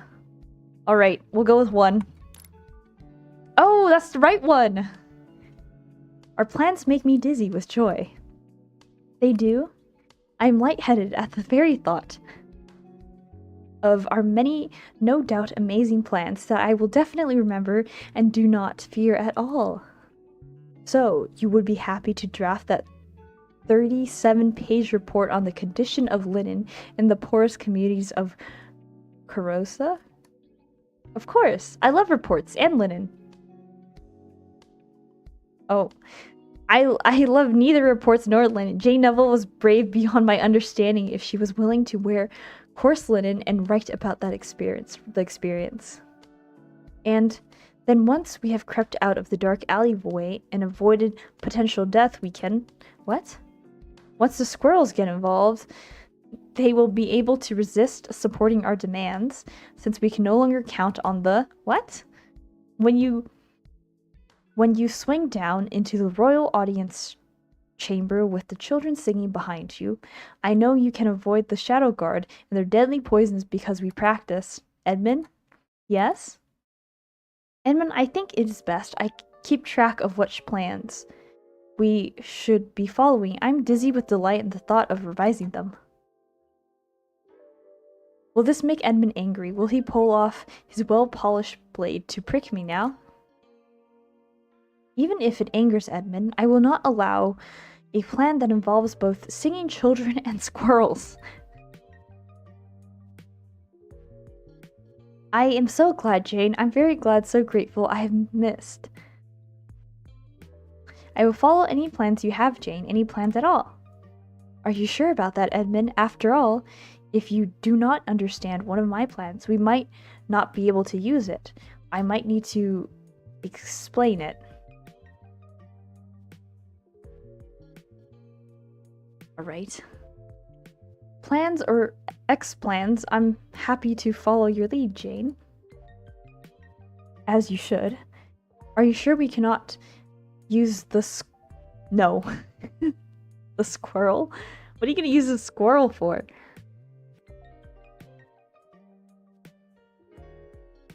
I cannot tell if Edmund's insistence on rodents is because he has a cunning plan to test whether or not I am Jane Neville. You might be the fiancé. See the ring on him. That's so true. I didn't even notice. And it's on the left hand. Oh. Oh. And he knew I was in prison. And, like, we had plans, I guess. Or because he needed someone to make plans for him. Either way, I must come up with a way to stop Edmund from suspecting me. Unfortunately, he is the most subtle man I've met so far. While I enjoy speaking to you, I'm exhausted from all that has happened to me. It has been so challenging to fight off both the wainscoting and my very real memories of being in prison that I cannot think of anything but my pain. The terrible, terrible pain in my heart when I realize that I will never be able to dance the beautiful sword dance of my heart without thinking of all that has passed. You can sword dance? You can sword dance well? It was only Ezel, right? I said Ezel, who was interested in sword dancing. Edmund actually has a blade which he constantly polishes, so I assume he would enjoy sword dancing as well. If I'm wrong, I must stop Edmund's doubts immediately. Not anymore. After my deep sorrow, you see, I feel the deepest sorrow at the thought of being pricked. No pricking. I would not even dream of pricking anything, let alone you, constantly. That's very good to hear. Still, Jane, you hate dancing. Still, Jane, you hate dancing, so why would you mention sword? My pain. It has become even deeper. Forgive me. No, I really love Jane as a character. No, forgive me. I'm so sorry, Jane. I should have remembered that you have suffered. I do not blame you, Edmund. No one could possibly know all the terror I've experienced. Mostly from the thought of ominous cushions or falling wainscoting. Scooting. Or all the pain I have suffered. Jane, who would not have a sore neck after being trapped in a carriage going nowhere for a long period of time? Or the trials I have faced. Despite the house seems to think apples are not actually a full meal, that is not even considering the trial of being pulled into a terrible story that makes no sense. I should be weeping in rage. Oh, Jane, I truly regret all the pain you have experienced and the cruelties you have endured. If there's anything I can do to help you, I am sure you would do whatever you could to help me, Edmund, though perhaps we can speak of something better than bitter memories. Especially since I do not remember these bitter memories. Of course, Jane, as always, I would gladly do anything you asked me to. In truth, yes, Edmund, I'm grateful that after that we have been through, we are reunited once again. However, I'm Most grateful that you are once again Jane in all ways. Jane in all ways. What does that even mean? What does that even mean? I was so worried that... Yes, you were so worried about... Yes, what were you so worried about, Edmund? Edmund, are you well? Yes, I am. More importantly, I was worried. I just hope that neither of us need to experience what we went through again in the future. I hope not. I hope not, no matter how bad romance novels was foolish enough to read. With the... Okay.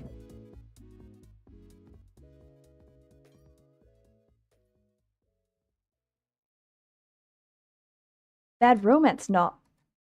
Never mind. Just remember that I am definitely the Jane you've always known.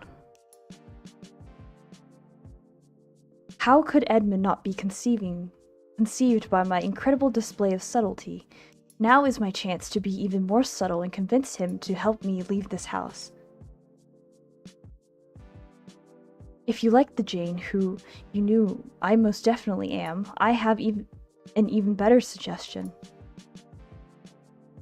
I am away from this house. I can continue being perfectly normal Jane each and every day. Yes, I, too, am Edmund you have always known, unless you want me to be a different Edmund, in which case, wait. Away from this house? Jane, you know it will be some time before what, Edmund? Before tea? Before the wainscoting eats us? Or do you mean before I can leave here? Jane, you are free to do as you wish here. I know this place might not be as you are used to, but if there's anything I can do to comfort you, comfort me. I know that you are trying to help, but do you know what would comfort me? Probably not me telling you a joke about the difference between a hedge and a sheath sword. Oh, what's the answer? On the hedge, the pricks are on the outside, on the hedgehog. Oh. No, you can't distract me with your comedic genius. Be honest, Edmund. Why can I leave the house as I please? Jane, I have no more ways to persuade you. However, please remember that I promised you that you would not regret trusting me, even if your father and mother would both want. Why would I care what they want? After all, the beloved family of Jane Neville has already demonstrated how much they care for her. Yes, your family has definitely shown how much they care for you. By not helping me when I needed them the most, and now leaving me to stay here in a strange place in the middle of nowhere with a man who speaks nothing but pricking. Uh-oh, she's getting a bit angry. Is that how you see the situation? Uh-oh, what's going on? Why does my head hurt? The voice. Why does my heart hurt? Oh, Edmund, why does the clock fail to become a chef? Because he ran out of time. Time. I do not know how much time I have to prove myself with you, Jane, but I promise I'll do everything I can be worthy of your trust. I trust that you can make me smile. I will do everything I can to bring you joys and ways, my lady. I do not care what it costs me. What did he say? Why did he say that? What is going on here? I need Edmund to leave so I can think. Shall we head back to the house? I'm truly exhausted and want nothing more than a cup of tea. Oh. I have a feeling that Edmund might be the fiancé because of the ring and because of the way he speaks. But also, I don't know what's going on, and it's scary. I will be happy to arrange that. Surely there must be an unmolding tea bag somewhere in this place. Perhaps it's hiding in the baseboards? Or he could just ask servant. However, if Edmund wishes to find the teabag himself as part of a cunning plan to determine that what I've been doing, that gives me more time to recover. Then I shall wish you luck on your venture, Edmund. Make sure to prepare delicious tea for us. If you can bring a dozen little cakes as well, I may even forget what pain is. I will do my best. The manor wainscoting will hide nothing from me. Unfortunately, if Edmund looks there, all he shall find are apples. Still, as long as Edmund leaves, I can sacrifice some delicious... sacrifice some delicious tea cakes. What's most important is getting him out of my way. Just a little more subtle flattery should do it. How very brave and princely of you to search through the house's wainscoting. You are truly a knight in shining armor.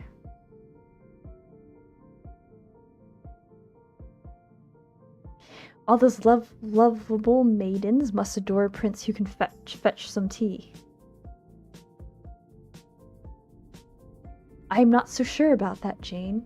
I have not always served lovable maidens as well as I have liked. By serve, does Edmund mean for dinner? Did I read cannibal romances in my past life? No, I do not think they are cannibal romances. Romance readers would not want the male lead to devour the heroine. So Edmund saying that he has not always served lovable maidens well must refer to something else, something that I must investigate later. Still, I will do as you asked to me, Jane. I want to make yourself at home here, especially since, well, there has been something haunting about you, Jane, and now that you are here, you can fit this place so perfectly. Is Edmund trying to insult me or compliment me? His subtlety may be more powerful than I imagined. Being compared to the house should be an insult, since it's both murderous and decrepit.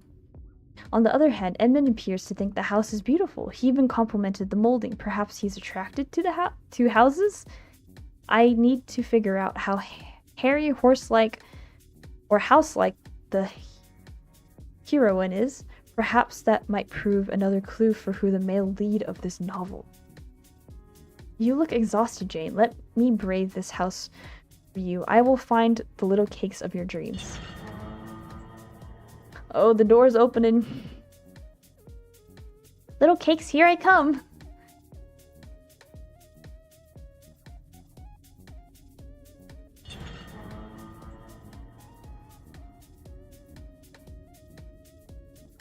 So am I supposed to follow after him?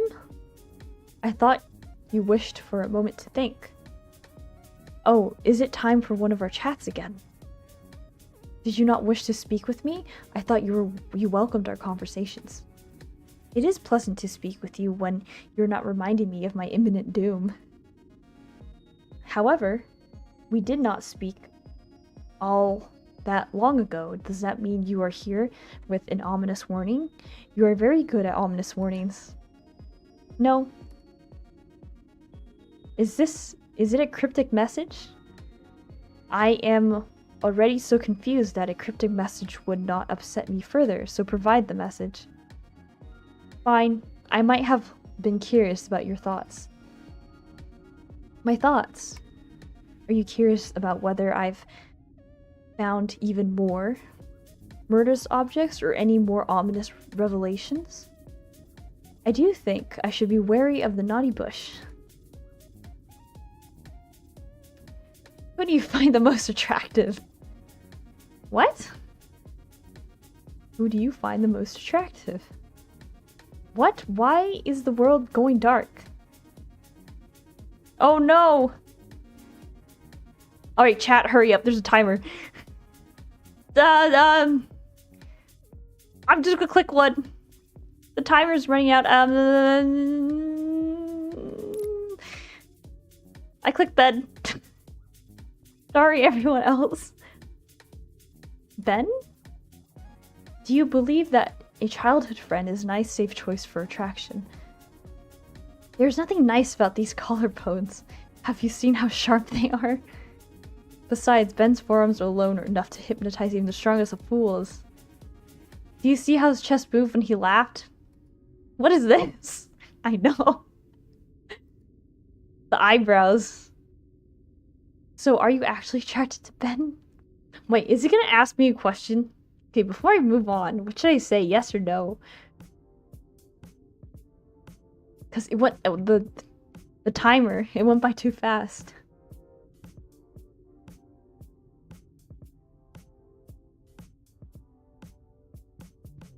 So if it asks me, should I say yes or no? Okay. I'm concerned and confused.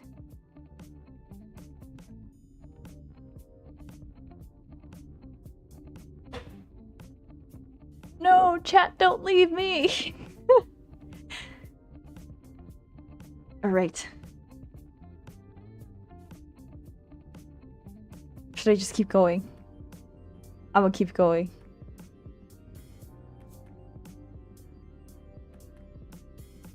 He has a horse, he's beautiful, smile, and when he laughs, I can see his muscles ripple.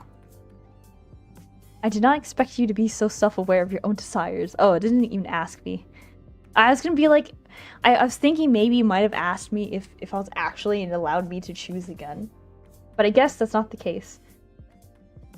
So if I make Ben laugh hard enough, I can jump on a horse and ride off to escape because Ben's muscles will be too busy rippling for him to chase me. I think it'd be too good to be true. Then again, Ben looks very athletic and the horse likes to eat both my hair and apples. Perhaps Ben would be better mount if I need a hard ride somewhere. Perhaps if I make Ben laugh hard enough, I can even ride him. To be fair, I suspect that mounting Ben Burn would and taking him for a ride would solve a number of your problems. Seriously though, what was that? I asked you a question and you answered, like people in conversation? Most people in normal conversations do not have choices whispered in their ear, while a voice makes strange noises indicating that there's a time limit to reply. You did not like my musical indication of your remaining time. I have been told that my music is very unique. Is that true? Why did you need to pressure me into a time limit anyway? This question did not seem like something that required me to think quickly. Besides, I thought you were going to stop forcing my choices. I was not forcing your choice. I promise You just what? I'm very impatient and I cannot wait very long to know such important information. You think it is important to know who I'm attracted to? I understand the curiosity since I'm a very lovable lady who has excellent taste, and you probably wish to discuss your own attractions as well. Still, I'm trying to avoid being murdered. I do not have time to contemplate how gorgeous everyone here is. Oh wait, oops. I must focus on danger around me, like the ominous warnings you previously provided. Danger? Like danger hiding inside these men's trousers? What are you talking about? Oh, you mean the security measures that I was thinking when searching for ominous cushions. Searching for ominous cushions is what you were doing when you were looking over the fronts of men's trousers? Or trousers? I can't read. Men's front trousers. Yes, there are only so many places even cunning men could store dangerous cushions, such as weapons. Trousers make the most sense. I'm very concerned about stuffing. That is a valid concern. Unfortunately, I could not find any cushions no matter how hard I looked. So here I am, stuck in the potpourri, horseman, the peeping hedgeman, and the human chandelier. So it seems. Can I not just lock them in a room and have them prick each other? Your ability to find solutions to things that were not problems until you suggested them is remarkable. Just like my investigative skills. No, your investigative skills truly are works of geniuses. See, we have much more interesting conversations when we focus on helpful ways for me to avoid danger. Why ask me stressful questions? So you're saying that if the question is focused on danger... What? Who is the most dangerous in the house?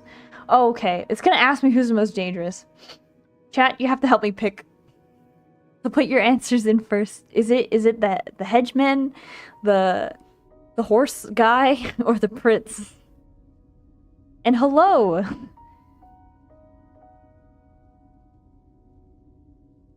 I need help. You need to help me pick someone. Or the servant. I need the one with the ring. So the prince. Okay, I'm gonna pick the prince then. So that would be Edmund. Edmund. The crown prince. I suppose he's the most obvious answer. Even if I am irritated at being given yet another ridiculous question. Forgive me, my lady. I was merely trying to be of service to you. You are forgiven. So tell me, teacher, will answering enough absurd questions earn me a degree in villainessology? If this is any consolation, you are currently my highest ranked student. It's very pleasing to know only. Be honest, am I your only student? This only means that you are the highest ranked in everything. Then I am like Edmund, only his highest rank makes me dangerous to me. After all, most cheap romance novels make the male lead the highest ranked man in order to highlight the heroine superiority. I can't read. I think my brain is crashing. Superiority to everyone else. In this novel, who could be higher ranked than the future king? So you're convinced that the crown prince is the most dangerous person here? Guess so. For now, yes. After all, it is only Edmund's status as crown prince that worries me. He has also said some... is not only Edmund's status. Okay, he has also said some concerning things such as... Yes, your family has definitely shown how much they care for you. How does Edmund know so much about the Neville family? The Nevilles are nobles. Perhaps Edmund saw them at the royal court?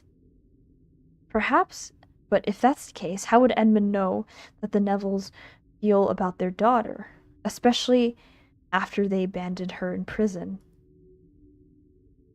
Now there is something deeply suspicious about Edmund's familiarity with the Neville family. It makes me wonder if Lady Jane's treacherous fiancé after all. Is there anything else that makes you nervous about the Crown Prince? Besides his habit of blinding me with his good looks and golden light. Oh yes, Edmund also said.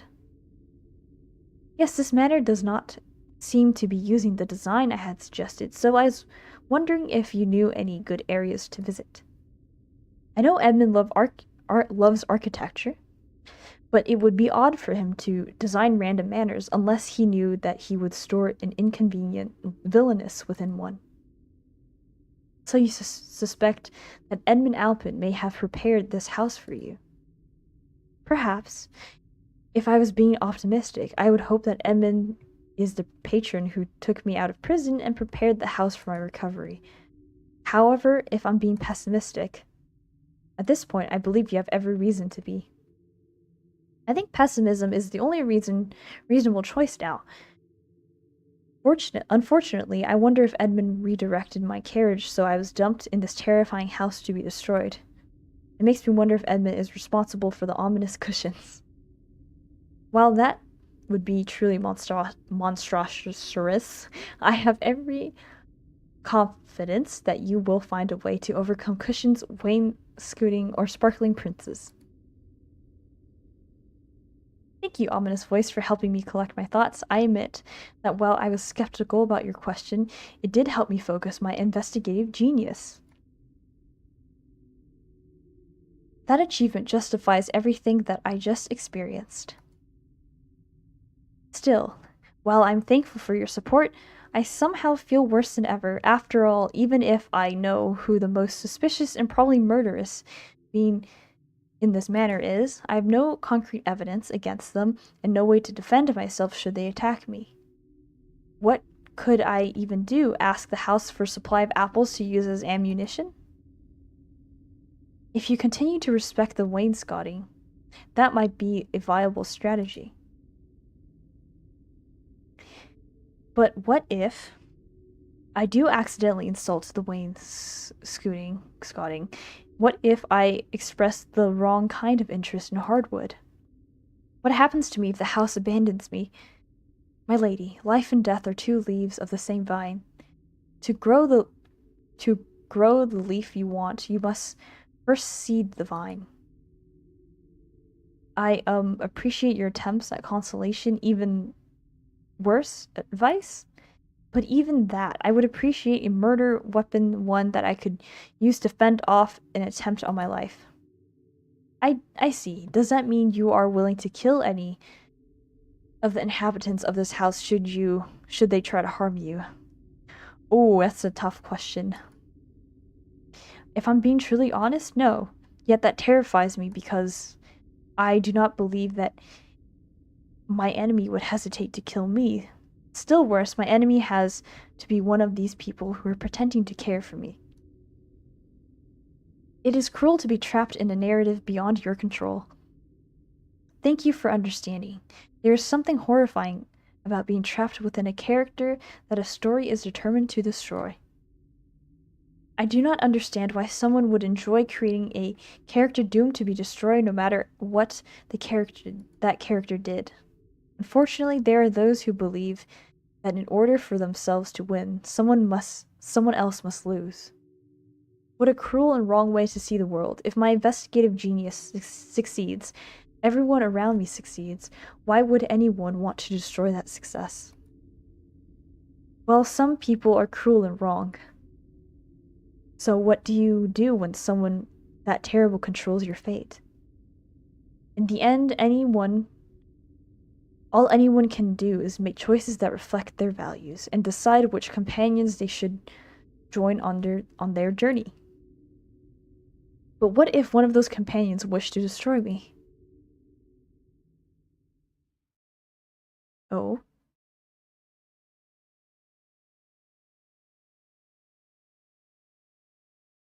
What is this? Oh, I'm scared. I'm scared.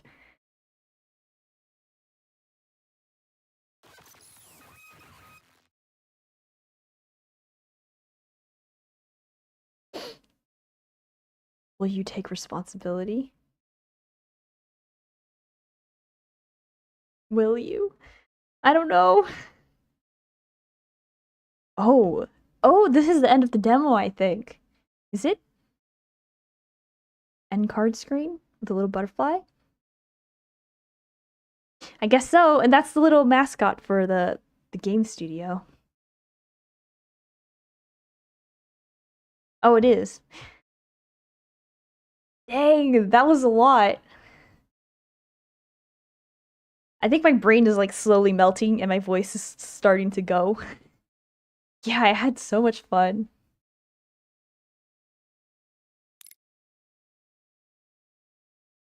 Looks like the end of the demo. Yeah, it does. Axolotl? It's like an axolotl centipede type of thing. So yeah, I had so much fun, and thank you everyone who decided to show up. So I'm gonna close out the stream here. Thank you for any chatters, any VOD watchers.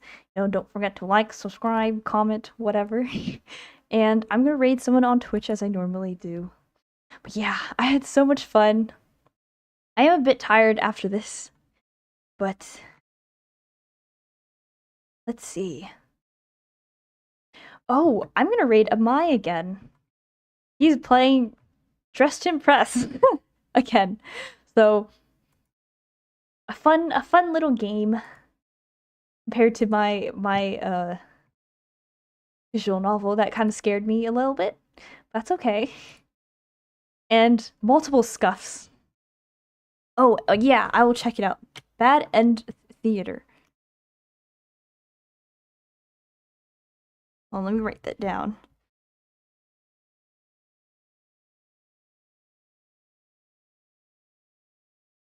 But yes, thank you for coming. The link will be right here for the people on YouTube. And I will post the raid message as well. But thank you everyone for coming. And the raid will start in around like 10 seconds. Let me switch over to the screen as always.